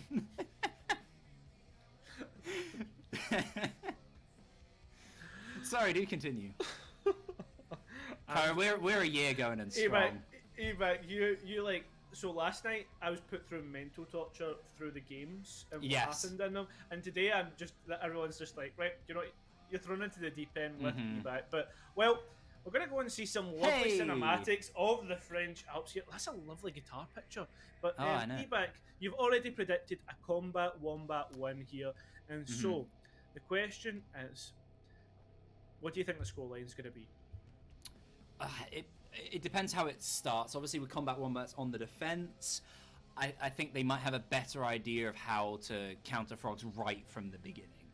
As we saw them a bit wonky at the beginning of the last game, Frogs started off on the front foot, and then Combat Wombats grew back into it. Now that they are fully awakened and in the zone, I think they could definitely take an advantage here on the defensive side. You would kind of expect them to. They had a 4-2 split even with the poor start. I'm expecting at least the same, unless something drastically changes. It's going to be tough to come back from. I think it might be another 7-4 or maybe even 7-3. We'll have to wait and see. Obviously, you are trying to make me curse everything and sound like a moron when it comes to the end of the game. But I'll stick with a 7-3. Anyway, Frogs, starting out with a Thatcher ban. We had a lot of operators denying any clearing of presence last time, and it slowed down the game a lot. Here, we have exactly the same thing. At double, exactly the same thing times 2, Flores. Yeah, the Flores does get banned. I think we've got confirmation that there is going to be a rehost due to sites being wrong, but that's just unfortunate, Eback. But that, at least we're going to get the bans so we can talk about things and talk about Chalet as a whole as we're waiting for our defender bans to come through. Amira, I don't know if I agree with that one, but again, she does have some usage in terms of top floor. I know our producer Pete, he loves to play her in towards the top floor site, I believe, and she can be a real rampage. Yeah, Barb arguably very strong as well. She can be used on kitchen dining with the right setup, I suppose. Basement also very strong. It depends exactly what Frogs are bringing, what they expect to deal with. And Valkyrie being the final ban, yet again, it's very static from Cafe, which for me indicates danger to some degree, as it's general and not very specific about the teams. They're learning a lot about each other during this game, of course, but how much work have they done in the prep? How will that work coming into it? They've obviously played each other this season, during the league season as well. What was the result of that? I don't remember, actually. 7-4 in favour of Frogs on Oregon. Right, okay. Well, we're not there. There are very little parallels to draw with this particular map as well, in that case. So I don't think we draw anything from there. But in terms of the bans, I think that Valkyrie is a very strong one. I think it might actually work better if that was the other way round, as keeping the Valkyrie for the defensive side here, starting out, having a better intel idea of what they're dealing with the direct moves that we've seen from Frogs. They've been so slow and pushed down in one direction. You have a cheeky Valkyrie camera hiding behind. You just watch them and figure it out, and then take your kills nice and easy. That could work out better. So I was just having a quick look to see what the bans actually were on that game, and it was Thatcher, Cade, Jackal and Mira. So Thatcher and Mira being a mainstay in these bands is fairly interesting. Maybe something. They're definitely map specific. We're seeing slight changes in regards to that. What are we hearing? So just confirmation of bans from what happened earlier. But so with that being the case here, but I don't know. See, personally, right, the way I always think about it is I don't think you should really be banning out a Mira ban. I always feel as if it's not complacency ban, but like a kind of a comfort ban for some people, because they're like, oh, they see big and bad Mira looking at them and think, God, what's behind it? It's like a panic situation. They don't want to coordinate. It basically requires a lot of coordination, and that's just where it hinders people. And I always think, come on, guys, you should be able to work on this and get past that. I guess for some teams, maybe it's a bit too... They could learn it a bit better and then try and ban other things more strategically for their style of play. But at the same time, the argument also is, if you're not going to use it on your own setup, you're not big fans of it yourselves. Often, as I mean, in my gold opinion, I mean, console plat, gold opinion, is... if you're actually good at an operator, you're probably better at countering them yourself. So when a lot of teams don't use Mira, they also don't play Mira, and they're not very good at countering her either, on top of that. So you might as well just get rid of her entirely, which is fair enough. I mean, we won't see her in any of this. I expect we'll probably even see her banned on a map like Coastline. But with Chalet, we've had that Flores, who obviously very useful here. I'm thinking Piano in particular for flushing players out their position. But at the same time, with the nade chaos that Frogs have reigned throughout this game, not that necessary, but could have freed them an extra role. Maybe that kind of sledge buck as well, being a very impactful one, given how much Dicta was rocking the C8 earlier on in the game. They were loving that verticality that Buck offered. He's so useful here with that extra verticality from underneath as well. I think potentially removing him if you're not going to use him, we'll have to wait and see if they do. But if they don't, I would say that's probably a missed opportunity. Without a doubt, a missed opportunity here, eBack. And well, I don't know. This match, potentially... I don't know. I feel as if it is going to go in favour of Combat Wombats, but it's so hard to call, especially with the fact that, well... Frogs could just come out and really explode, and I mean maybe they've anticipated this map coming out, especially the fact that, well, Wombats, they already know how to play this. They've already seen them being very dominant on this, so potentially a little bit of VOD review could give some information and some ideas as to what the setup's going to come out to be. But if that's the case, then I would expect more targeted bans, better bans in my opinion. But hey ho, what can you do? Oh, what we can do is wait, I guess, for this to come. I think we've said all there is to say. To be fair, without just fomenting our obviously very strong Combat Wombats bias, I guess, at this point, because of the fact we've just seen them win very convincingly. that doesn't mean too much. Let's look at Coastline instead. Yeah. While we're waiting, Frogs win this map. We move on to Coastline.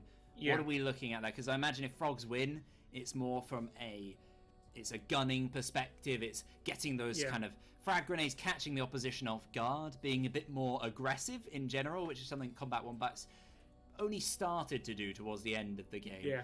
If we see that early from Frogs, they could kind of steamroll their opposition very quickly. That happens. We're on Coastline. What do we see in there, Cairo? Well, it's going to be interesting. I think the advantage again goes to Combat Wombats, and at this point you'll be thinking, right, Cairo, why do you not just go and get your Wombat jersey out right now? Come on, bro. But at the same time, send me one.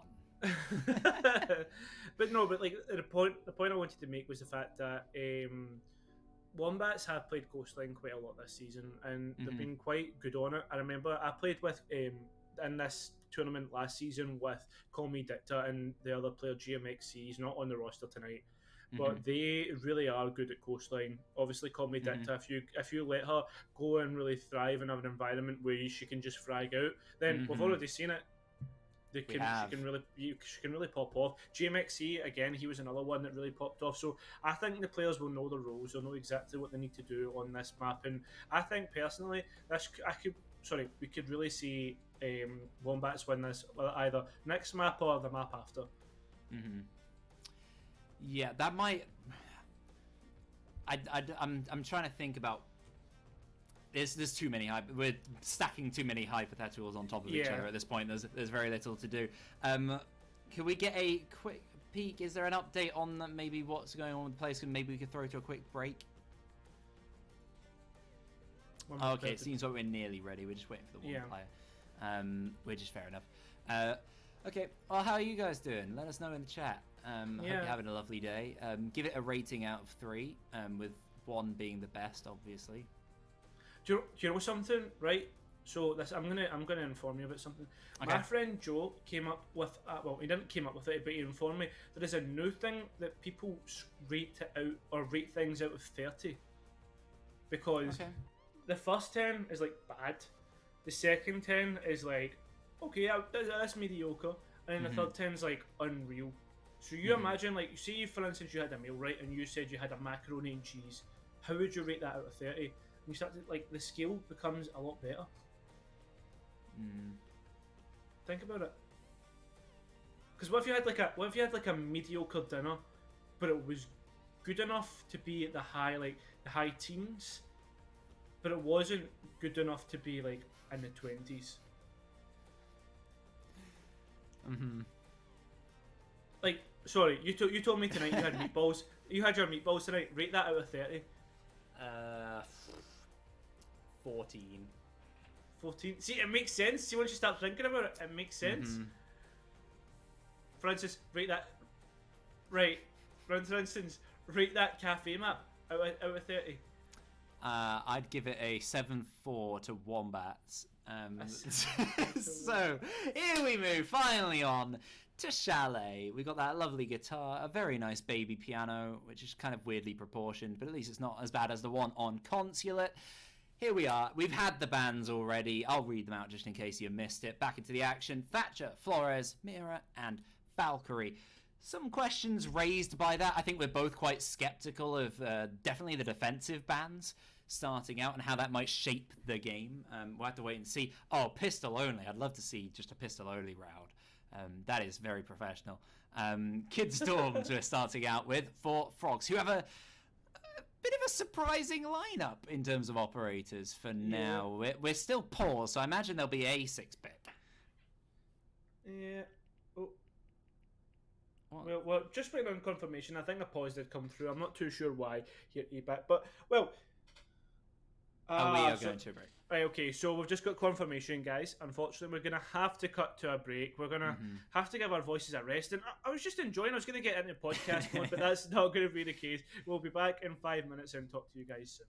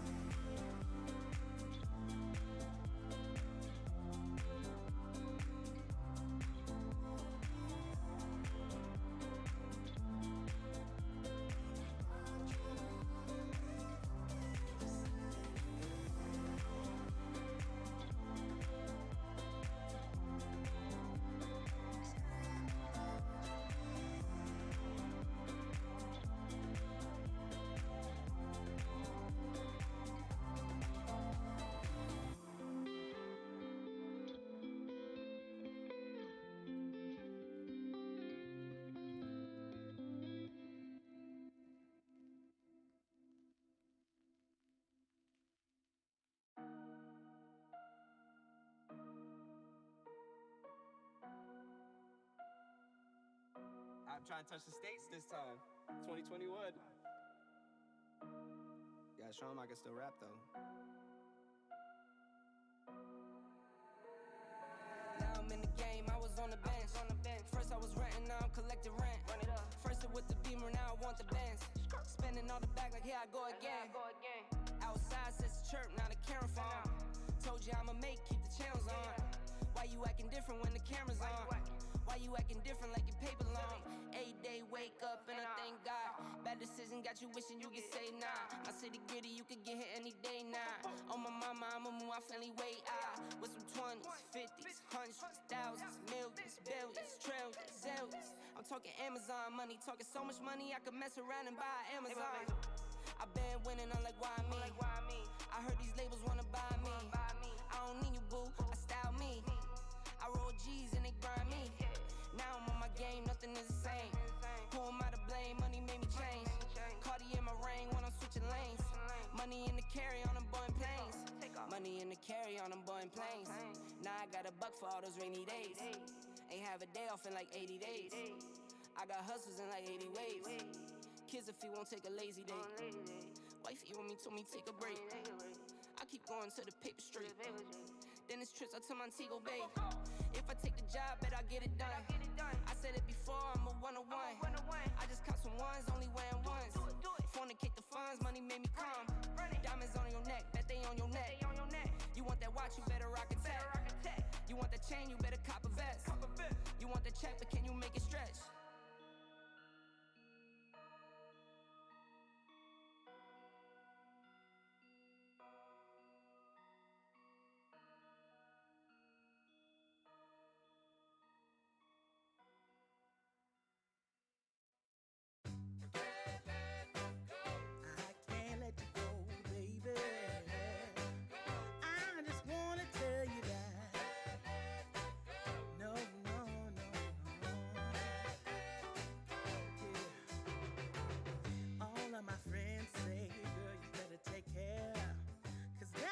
Trouble, you best beware. And though deep down, I know I might be headed for teardrops. Now that you got me started, I just can't stop. No, no. 'Cause I love you, baby. I can't let you go, baby. I gotta tell you that I won't. I've been looking for love so true. When I was down and out, along came you. Though you might be a liar and a cheat too. I just can't quit you now 'cause I love you.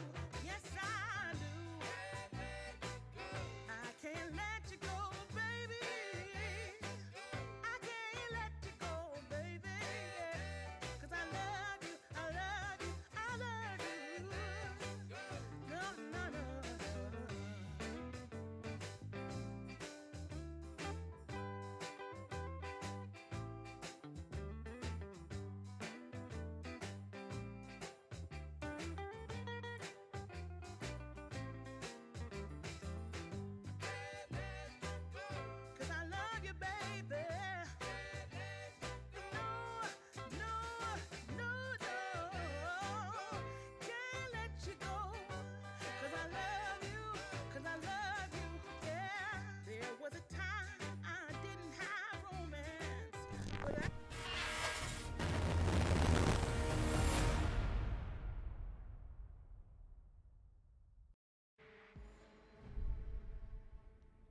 Welcome back to Frogs vs. Combat Wombats. If you just joined us, where have you been? What are you doing? You missed Cafe. It was brilliant. Combat Wombats with a 7-4 victory against Frogs. I'm joined by Kyra. I'm back. How's it going?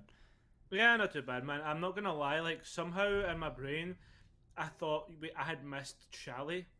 And I just had a total brain fart. And I was like, wait, how have I missed Shally? Like, why are we on Coast? And then I was like, oh, no, this is Shally. No, yeah, we went to a short break because the teams wanted to have a knife fight, and that's illegal to show on screen.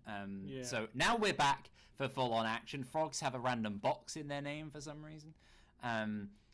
Yay.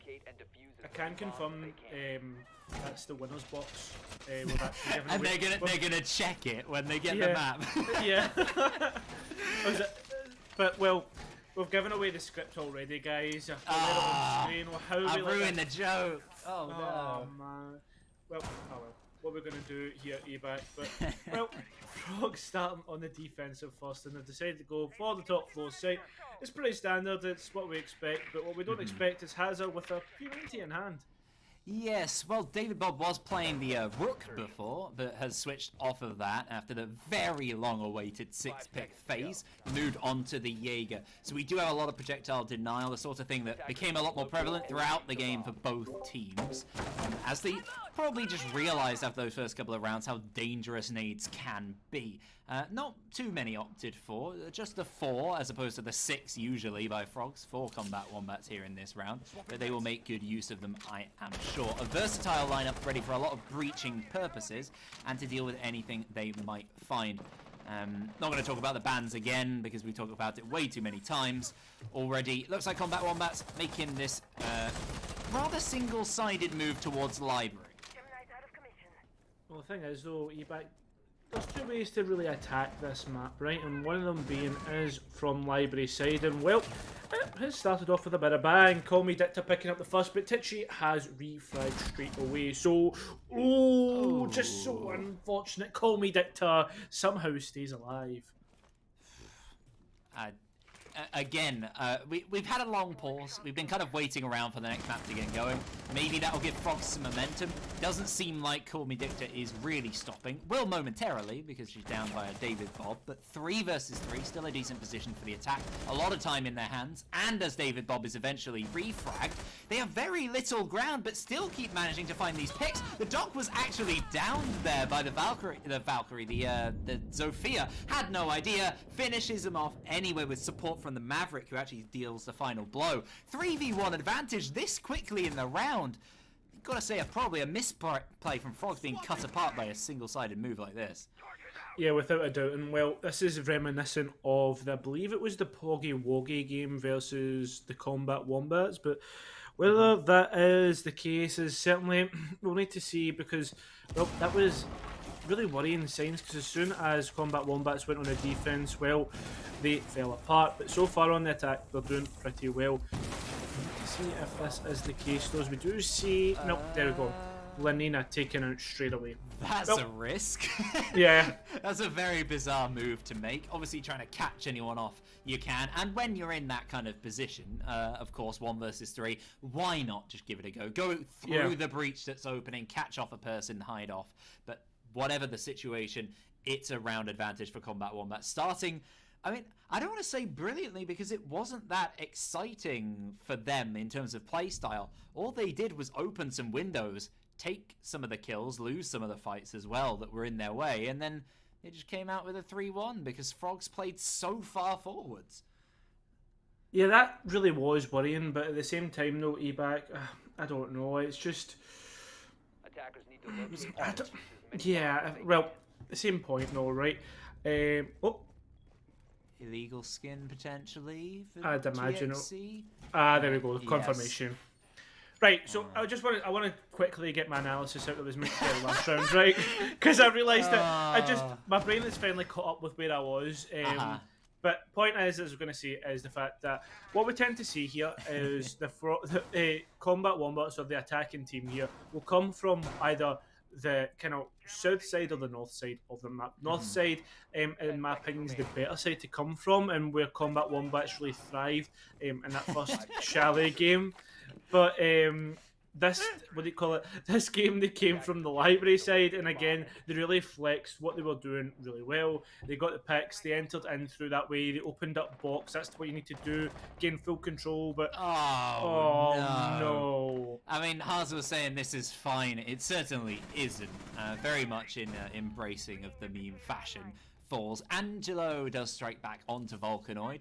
2 very important picks in the last round. No chance to do it. No chance to replicate that within the second.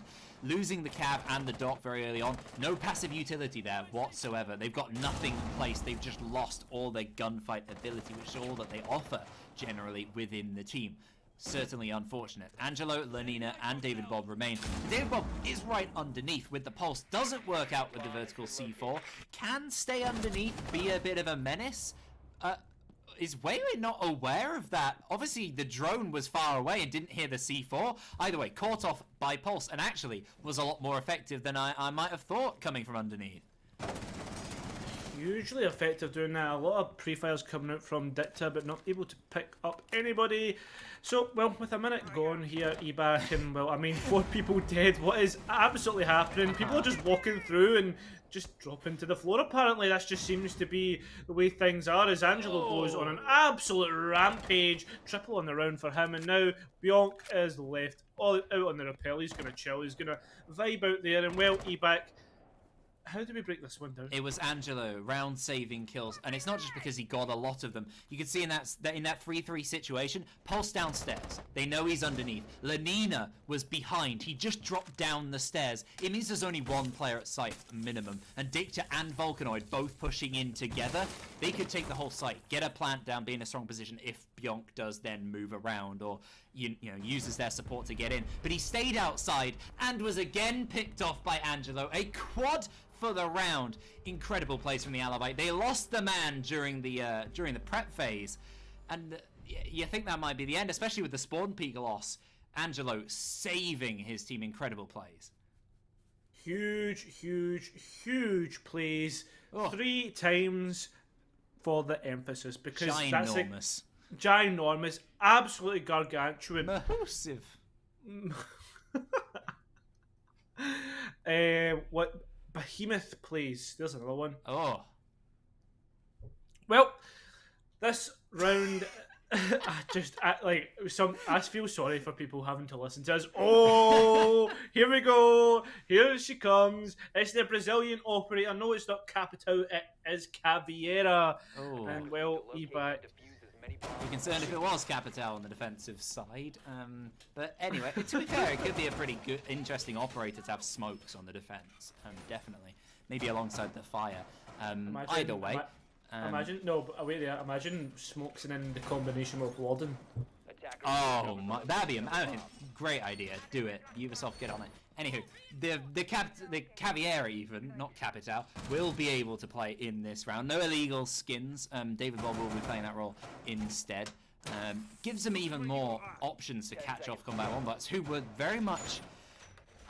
They were caught off by 1 or 2 of the players, especially that pulse coming from underneath. But I think that was more of a momentary misplay than a general note to make. Combat Wombats will now be aware that there will be any sort of roaming presence, as Frogs haven't previously offered anything of that sort. Now that they have, they'll be keeping an eye out. They'll try and find this Caveira as quickly as possible. The issue is that the Jackal, unless they know a Caveira is specifically on the board, not going to be able to see a lot of those footsies if she's careful. Yes, certainly. Well, they're still not careful though, as Hazza is the man to fall first.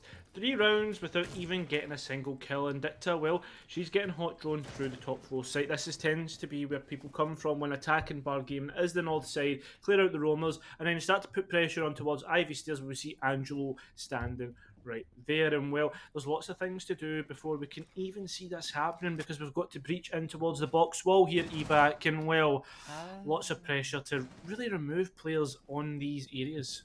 I'm learning call-outs here. I've not heard that as Ivy Stairs. That's much better. I'll Yeah. do that from now on. I like that. Weiwei gets the kill. Well, we talked about him using his feet to find David Bob, but he completely just takes him down. Come on, swoops him off his feet. I don't know what the term is. That sounds too romantic. Either way, Weiwei, he'll be very happy. Takes a 5-3 advantage halfway through the round. Good control taken. Of course, this site is a matter of delay. Hold off your opposition as much as possible. They have the operators to do it, but the players in those positions have got to be equally strong, and the support is there! A triple comes out from the defense. TXC eventually refragged by Bjonk, keeps his team even for now. The double hard breach duo are still remaining, and with their top floor control, and now that they've pushed back the White Stairs player, quite comfortable to use the remaining drones and those 2 remaining frag grenades to maybe get this plant down. It still looks solid for Combat Wombats. Yes, it certainly does look solid for Combat Wombats, but I mean, the thing is though, Angelo is still alive, and well, if anything, to go off last round, is this man can pop off at any moment, but well, the first frag grenade coming out here, can it land anything? Doesn't seem to be the case, maybe too far to the right, and well, we need to know, is there going to be another one to come out? Obviously, just getting rid of these barbed wires for any sort of sound calls, but that's going to give enough sound call for the Maestro to swing. Another frag grenade coming out, all the Maestro needs to do is just move to the left, and well, he's looking towards this hutch and waiting for the drop, but where is his compadre? Where is his comrade waiting in arms? Angelo is on those blue stairs, but well, we need to know where the other attacker is droning out. It is Bjonk. He's looking through the other hatch at eBack, and with 15 seconds remaining, this is going to get really close. Are they going for a direct plant in the big window of games, or are they going for a library drop? Bjonk looks like he's going inside of bar even, sorry, not library. But the Mavericks dropped in and almost should win that fight against Lenina. Does manage to take him down eventually. Angelo gets the second round taken. Combat Wombats were in a good position there to try and do a decent execute, but they didn't use any of the resources they had. No, absolutely no resources indeed. And well, eBack, it really the questionable thing that I have to ask is, why did 10 centimeters drop from the hatch in towards the kind of gaming area and Trying not to in split towards bar? attention, I suppose. Could be multiple reasons, but either way doesn't work in the slightest. Yeah. Again, great positioning from Frogs. They seem to know the right places to be, at least after the first round, and Angelo always stepping up with the important kills. Of course, TXC getting quite a few good ones in the middle of it, Yeah. keeping his team well in the game when things look very much against him. David Bob, he's watched through our prep of the first map, though. He's learned a thing or two. Frogs, they want to check that box for the win right next to their name. They brought a clash. I just realised where you were going, and I was like, wait, what? Why? And then I was like, oh, no, I You see it. bring clash, you win. But the thing is, though, eBack, here's the question I'm going to pose to you as well. Yes. Frogs have now won 2 rounds, right? On Cafe, every time they won 2 rounds, they lost that half. Are we going to see Frogs lose this half? 5 seconds remaining. I mean, it's going to be tough to say. I mean, I think we both expect Combat Wombats to at least go even, if not positive, on their defensive half. That was the rehost. One of the rehost points is that they start on the attack this time around, whereas they were going to start on the defense. I do expect them to go positive on defense. A 4-2 split is probably what they need. They have to get there with a comfortable enough margin. Here on the attack, it does not look as comfortable. Frogs certainly having a much better time. I think arguably on the defensive side, they enjoyed themselves a bit more on Cafe 2. Overall, they looked a bit more solid. Either way, they've got a lot of still bringing the dock again, which is odd because Haas has got nothing for it and could definitely be bringing a lot more specific utility, especially to aid with this clash. They only have the Aruni here to protect her from nades. Given that there are 4 on the opposition side consistently within their lineup, it seems like she's dead here. Yeah, and they almost dead in the water, and well, eBack, that's really not what you want straight away. But Angelo, he's going to take out that one set of nades, and before even a bang goes off, well, we did hear one, but I'm not too sure if that was from that kit. No, it probably was. Weiwei still has one, sorry, 2 set in pockets, but Angelo is still continuing his reign on the second floor. He's providing his own bangs, bang crashing a wallop, getting kills out the wazoo. 7 already within the first 3 rounds. We're only halfway through the 4th on top of it. Halfway through the round, 5 versus 3 even for his team. Now the clash grows ever stronger with a man advantage. A bit of a risky one from David Bob, losing a lot of health. Weiwei strikes one man back. Down goes the dock again. No utility placed down, and he's gone. Bizarre decision. The breach is now opening over by Fireplace, but men lost for Frogs. Suddenly a swing around. The clash now with a man disadvantage. Horribly stuck upstairs. TXC flanking down Astro stairs. The plant can come down here, and it's a post plant for Frogs to take it back. What? Where does this come from? Weiwei with a triple, if not a quad, if I'm not mistaken. I think it was a quad because he got 2 at the start and then 2 at the end, but E-back. It spun on a dime. 5-3 to that? It spun like an acrobatic clash, turning around to put a shield on her back. It was remarkable. In a blink of an eye, Frogs from a large advantage, for a 5-3 advantage to a 3 versus 2. I'm not quite sure how. Too many individual fights, not quite. I mean, Angelo dropping is a big issue. When they've lost him, they haven't quite looked the same. Either way, it was strange. Haza needs to change operators because it's a huge mistake. 4 rounds in a row, he's brought Doc and has done nothing. Defenders, protect your bombs. He stimmed himself, maybe stimmed somebody else. No. He'd be just as effective bringing Thunderbird because then he'd be banned out and he'd not be playing in the round, which is the same thing. Oh, goodness gracious me. At least he'd give us something to talk about. Yeah, exactly. Well, the point... Sorry, that was a bit too harsh. Either way, change operators. It seems basic enough. Obviously, this is... I'm egging him on because this is the round where he'll step up and get a whole bunch of kills and Frogs will take the lead. But again, we're at 2-2, which has not been a great position for Frogs because it's seen them go 4-2 down at the split from this point. I think that they're looking good enough, I think, consistently that they'll want at least 3. To win this and then win Coastline, they want to take 4 here. This is where you step up. Well, E-back, something that's interesting for me is that shield on towards Piano. I mean, I had a cast with Jerry and he was screaming in my ear for that shield on Piano. Not because it was a good strategic point, because the fact it was on the Piano. So if you could get that off there, thank you very much. So I don't have to hear any more screaming. But the point is, that's a very good position for shield. Yes. You can kind of do those 5 Ds that I was talking about earlier of dodge, dip, duck, dive, and dodge. Yes, I do like to actually say that because that means I can flex that. Well, I know my 5 Ds, but the point is, yeah, exactly. But the point is, that's a very, very key positioning that will need to be cleared out later on from these teams, from the attackers, I should say.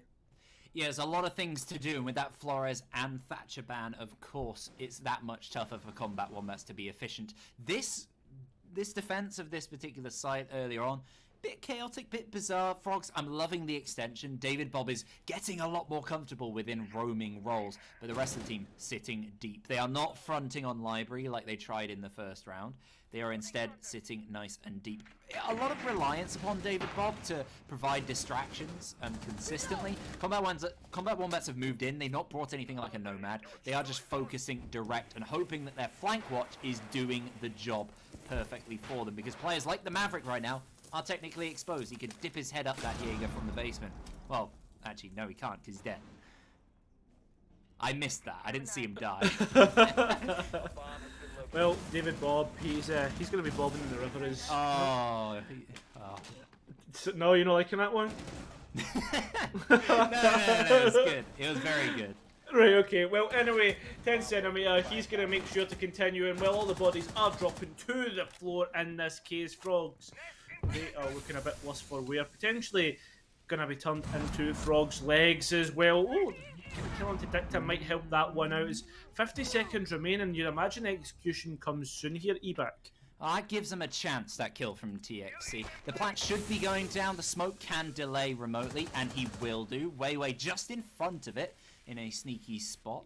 Might catch somebody out if the defenders move. There's no real excuse to. Haza finally gets himself a pick. Tries to get another through the wall, but he's the last one. His position now known, thanks to that kill through the piano.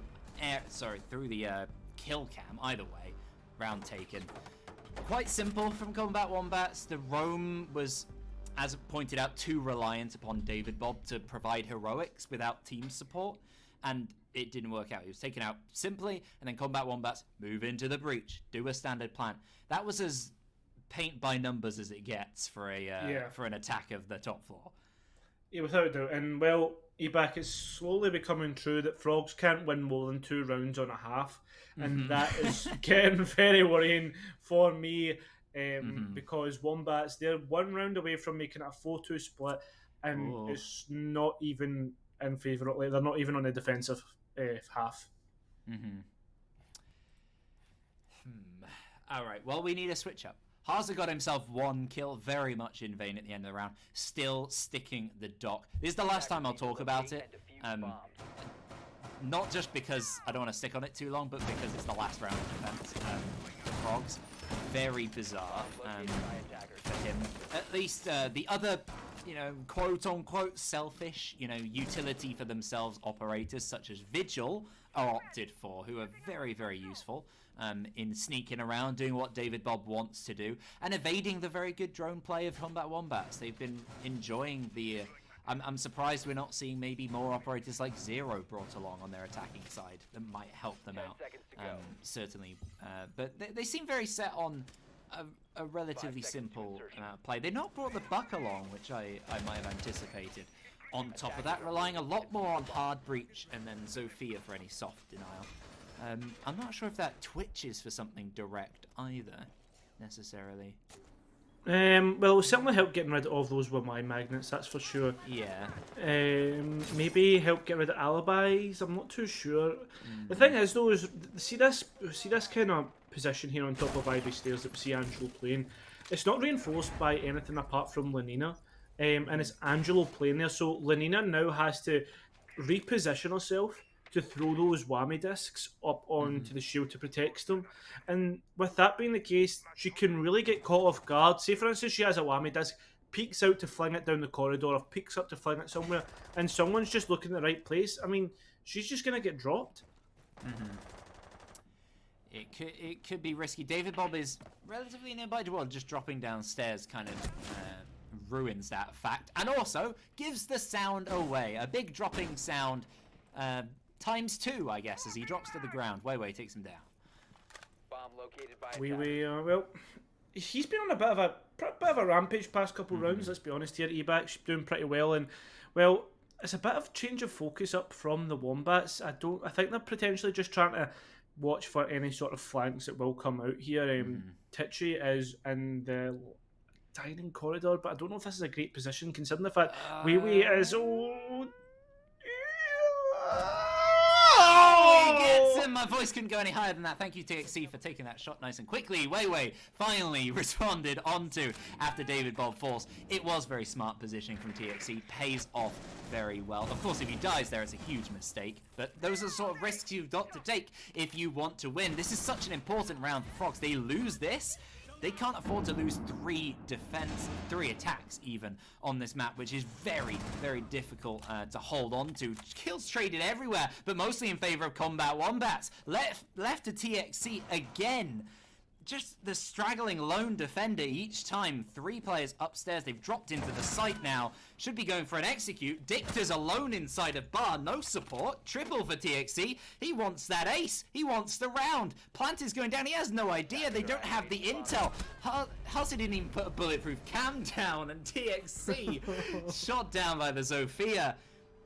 Operator misplays. Strategy misplays. Whatever it is from Frogs. It's not there. They lose 4-2 on the half of this defense.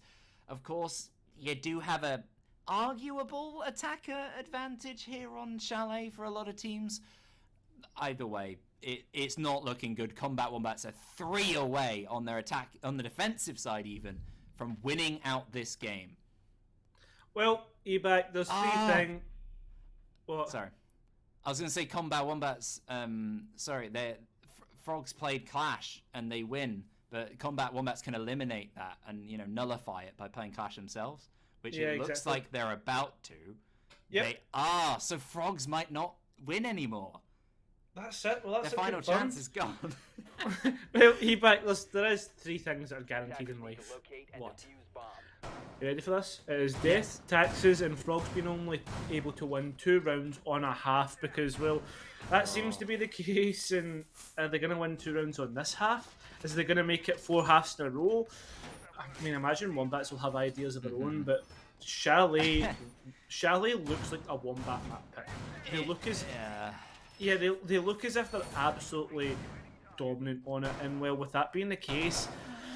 There've been kill trades in a lot of rounds that have helped Frogs, but strategy-wise, it's the same as Cafe. I think we've seen. Yeah. We need a switch around, and the operators brought is a wonderful breath of fresh air within this game. Because not only have they opted for that Jackal to shut down any roaming presence Combat Wombats might be doing to catch off their opposition, as I expect them to be doing with the likes of Dicta down in main garage right off the bat, but Blackbeard, Finka, Monty, and a Nomad to watch those flanks as well to catch off any sneaky roamers who Jackal didn't catch in the first place. Very nice to see from Frogs. But there's one thing bringing those operators. You've got to use them on top of it. And got to locate... Is the Mozzie still there? Inside the garage? He is! Oh, shut down. Nice and easy. Arza deals with him. Well, the can't deal with Weiwei though, as he's still continuing to pick up key frags, and well, fair play to him, there's nothing wrong with that. Smoke, he is certainly doing his business, but the point is now we're on a 4-4 man count, and well, we still have 2 rounds to go. It looks as if it is going to be in towards this Solarium area, and it's Monty versus Clash. Clash always wins this one out because of the taser, and well, 10 centimeters is going to help that one out. They need to somehow gain control of this, but the Vulcanoid will have so many other ideas that, well, I don't even think we're going to get up those stairs. A 4 versus 3 advantage here. It's very strong for Combat Wombats.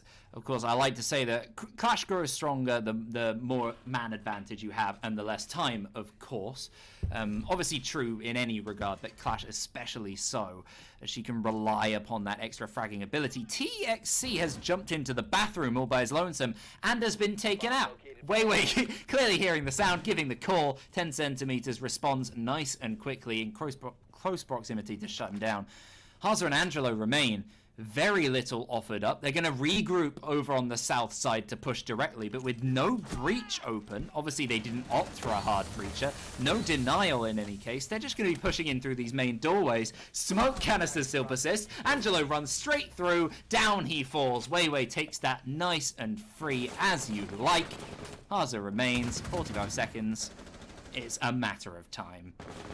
It really is a matter of time. I mean, maybe the players could get aggressive and give away 1 or 2 frags. The only thing is, though, I mean, they still have the Clash, so technically they would have already won the round. Yeah, here it comes. Here comes the impending doom. Walking down. Just like that, there we go. Wombats win round 7, and well, you can't help but feel Frogs picking all these off meta operators. Back. It's just almost a matter of time if they continue to not pick the right operators for the business that they need to do. Not loud enough.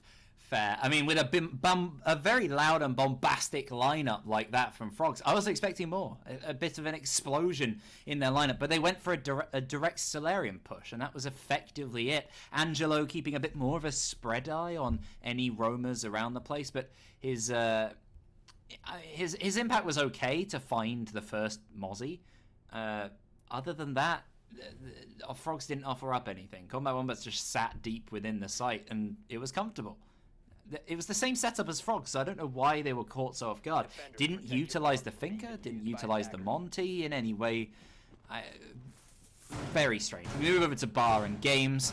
They've got a similarly varied lineup. Frogs. They brought along the Lion instead of the Finka this time. The IQ will certainly help in terms of identifying partially where Clash is if she's zapping around like a silly bean. Won't help with this Frost though, who could definitely cash somebody up. No, Angelo. Clash best. Not stinky. You're just jealous. They've played more Clash than you now, so they override that you play Clash, you win. Yeah, exactly. Well, Ebac, there's only one team winning right now, and it is Combat Wombats, and they are using the Clash, so maybe it is half true. Maybe I don't know, what could be a stipulation that we could put on that the reason why Frogs aren't winning? It's just the strategy that they don't seem to have as strong a plan, especially on their attacking side. On Cafe, they got lucky. I said it numerous times. As a as a theory, but I needed to see it come true a lot more times. And now that we're seeing it again on a different map, it certainly seems true. The plan this time is to rush on in through the bar, and they have done. Here's the plant from Lenina, very comfortable sitting in there. Just needs support. A team kill definitely won't help. Down goes the Lion. E1D's perfect for this sort of rush. They're gone. 2 kills come out for the attack, but 1 struck back. Not enough, leaving Volcanoid on the defensive side. No time, no help, no teammates. No chance. Round taken. Talked about strategies that Frogs weren't offering up just during that. I mean, there's one. Rush on in. Yes! Frogs win a round. They only need to win one more, and then, well, Combat Wombats can win the map. But, well, as Hazza correctly described, they are the Crazy Frogs on that round, Ebac. And, well, I mean, the rush worked. Fair enough. Why not try it? And, well, now they go to 3 rounds, and if they win the next one, they're only 1 round off Combat Wombats. Maybe this is what they need to do. Maybe they just need to rush. Yeah. Maybe they just need to catch them off guard, and that's what the problem's been. Yeah, it's nice. I mean, they've done better when they have exactly what you said, caught their opposition off guard. They did that in the early rounds of Cafe, with various moves and sudden nades or split pressure suddenly late on in a round after very little pressure, that sort of thing. A rush in the site very directly does work very well on these first floor sites, especially on kitchen and dining. If you've tried that rush up from the basement, if there's no roam down there, you can blast right up through West Main. Lots of teams do like to do that sort of thing, and to be fair, I expect a little bit better from Combat Wombats, especially with an operator like Clash on the team. Obviously, she was positioned over by Ivy Stairs and wasn't quite there to support with the move. Maybe they should have been slightly more ready for it with Frogs' current situation. Yeah. They'll certainly not make the same mistake twice, you expect, as the same lineup is opted for by both teams. Oh no, they're just going straight through the window this time. Are they doing it again? They're rushing the same site twice in a row. Well, Combat Wombats, they're not quite falling for it the same way. Volcanoid is there in close support, and the Smoke gets a pick himself. The Frost during the chaos picks up one. TXE drops the hatch. He goes for a double rush at the same time. Angelo gets a kill. This is absolute chaos, pandemonium, but only goes in favor of the Combat Wombats. I mean, we spoke about these teams both being animals, but this is going absolutely... it's nuts. What is these past couple rounds? Peak, it's happening again. Peak, it's happening again. The chaos doesn't seem to escape me. But, well, if there's anything to go off of here, Ebac, this next round should be the Frogs, and then Combat Wombats. And then it's Combat Wombats, and then we can that says we can call it. Then we can all relax and be nice. I mean, Frogs certainly won't be relaxed. I mean, Combat Wombats can't afford to relax. I mean, they did what any smart team would do and were ready for the rush the second time around. Frogs did get a decent amount of kills. They went for the split rush. I think the one thing we didn't quite see at the very beginning was the fact that there was a move up in Library to open the hatch and drop down very quickly at the same time. So they tried to assert vertical control, catch their opposition off. I've seen that rush happen before. I've seen it even in like Yukin. I swear I saw a 10-star go for that strategy at one point last season. But King Kenny. Yeah. Well, it's a very Kenny thing to do, isn't it? But it's very tough to make work, and that's exactly why. Because when you got Clash staring at you in those angles, she's so comfortable with no pressure on from Fireplace. Either way, Frogs, again, they're mixing it up. They like the Blackbeard. I mean, Hazza seems to have given up playing conventional operators at all this game. He is being a bit more successful on the Blackbeard. He's managed to get a few more kills, but that's not really necessarily helping them to do many rounds. They brought the Nook and the Amaru alongside Dokkaebi. Great combination operators to some degree. Give them a call, blast on in, distractions, pandemonium, the like.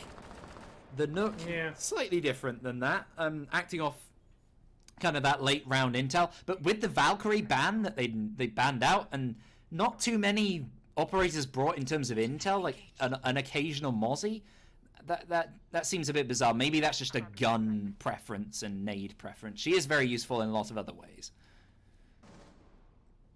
Well, the good thing is well, we haven't seen a resurgence of Knock in the T1 area. What is Volcanoid zapping? Oh, I was about to say, the Clash is getting into action, supporting the Kaid, takes down Angelo with a simple move. That's probably the worst thing to see, other than a Frostmat as an Amaru, as soon as he blasts in, is a Clash standing at the top of the staircase. Well, I mean, it's a free pick anyway here, Ebac, and the way things are going, it just seems to be that Frogs don't have an answer, and maybe we won't see the fourth round here in this match for Frogs, because, I mean, 10 centimeter, he's not allowed anybody. Are they trying to sneak up Astro Stairs towards a Clash? I don't think you're going to catch her off. They're actually being caught off from behind themselves. Dicta swings, doesn't deal enough damage to Haza. Very, very close here. You know how zappable he is here, Volcanoid. He's seen the health. The teammates down to it. It's surely the call's coming. Why isn't Volcanoid going for this? That seems like a misplay to me.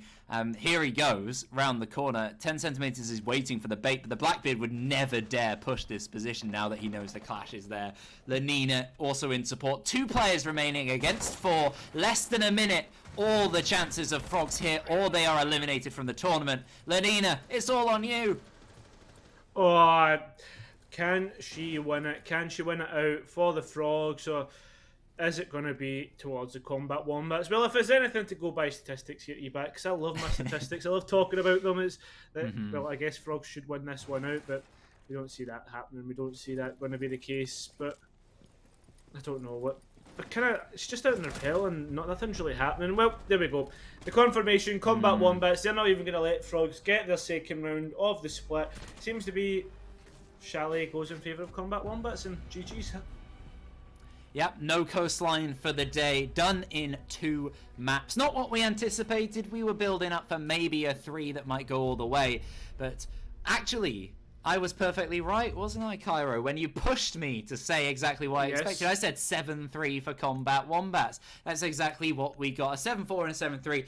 I would say a very comfortable game. Lots of rounds of chaos. Frogs with those rushes right at the end to kind of prove us right. I think they gave up a bit almost towards the end. Rather unfortunate. I mean, going for a different strategy, sure. Going for a rush, a slightly more coordinated, different plan, yes.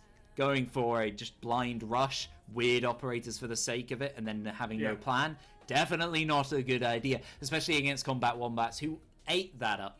Absolutely wonderful. They played way more Clash, and they certainly won. Very good effort from them. They move on to the next level of the brackets.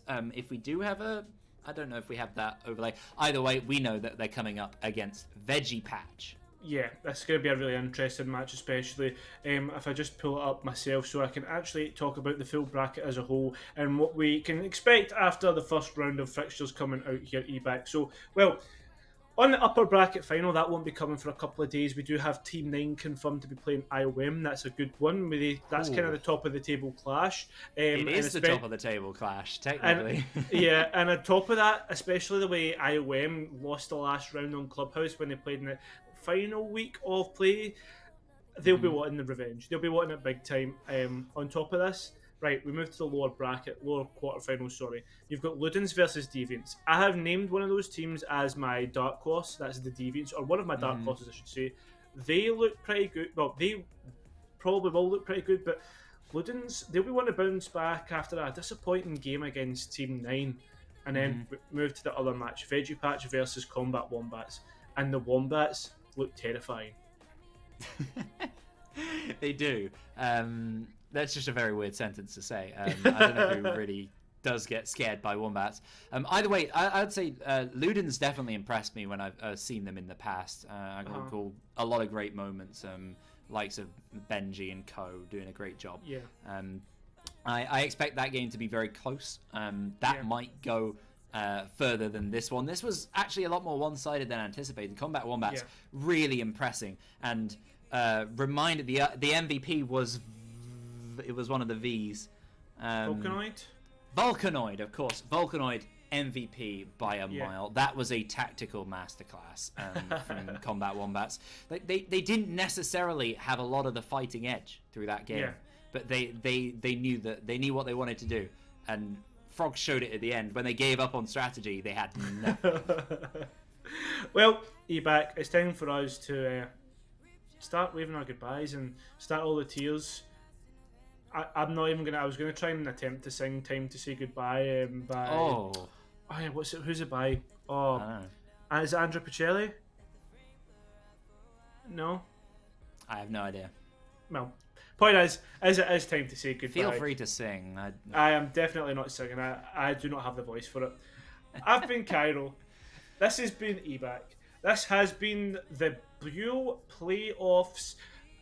Lower bracket round fixtures. I mean, we only got one, but it has been that. And well, stay tuned for more playoffs, as we have plenty more to come this week, especially tomorrow when we get to see the Deviants play Ludens and the Veggie Patch play Combat Wombats. But for now, it is time to say goodbye and good night. So you guys have a good one and see you soon.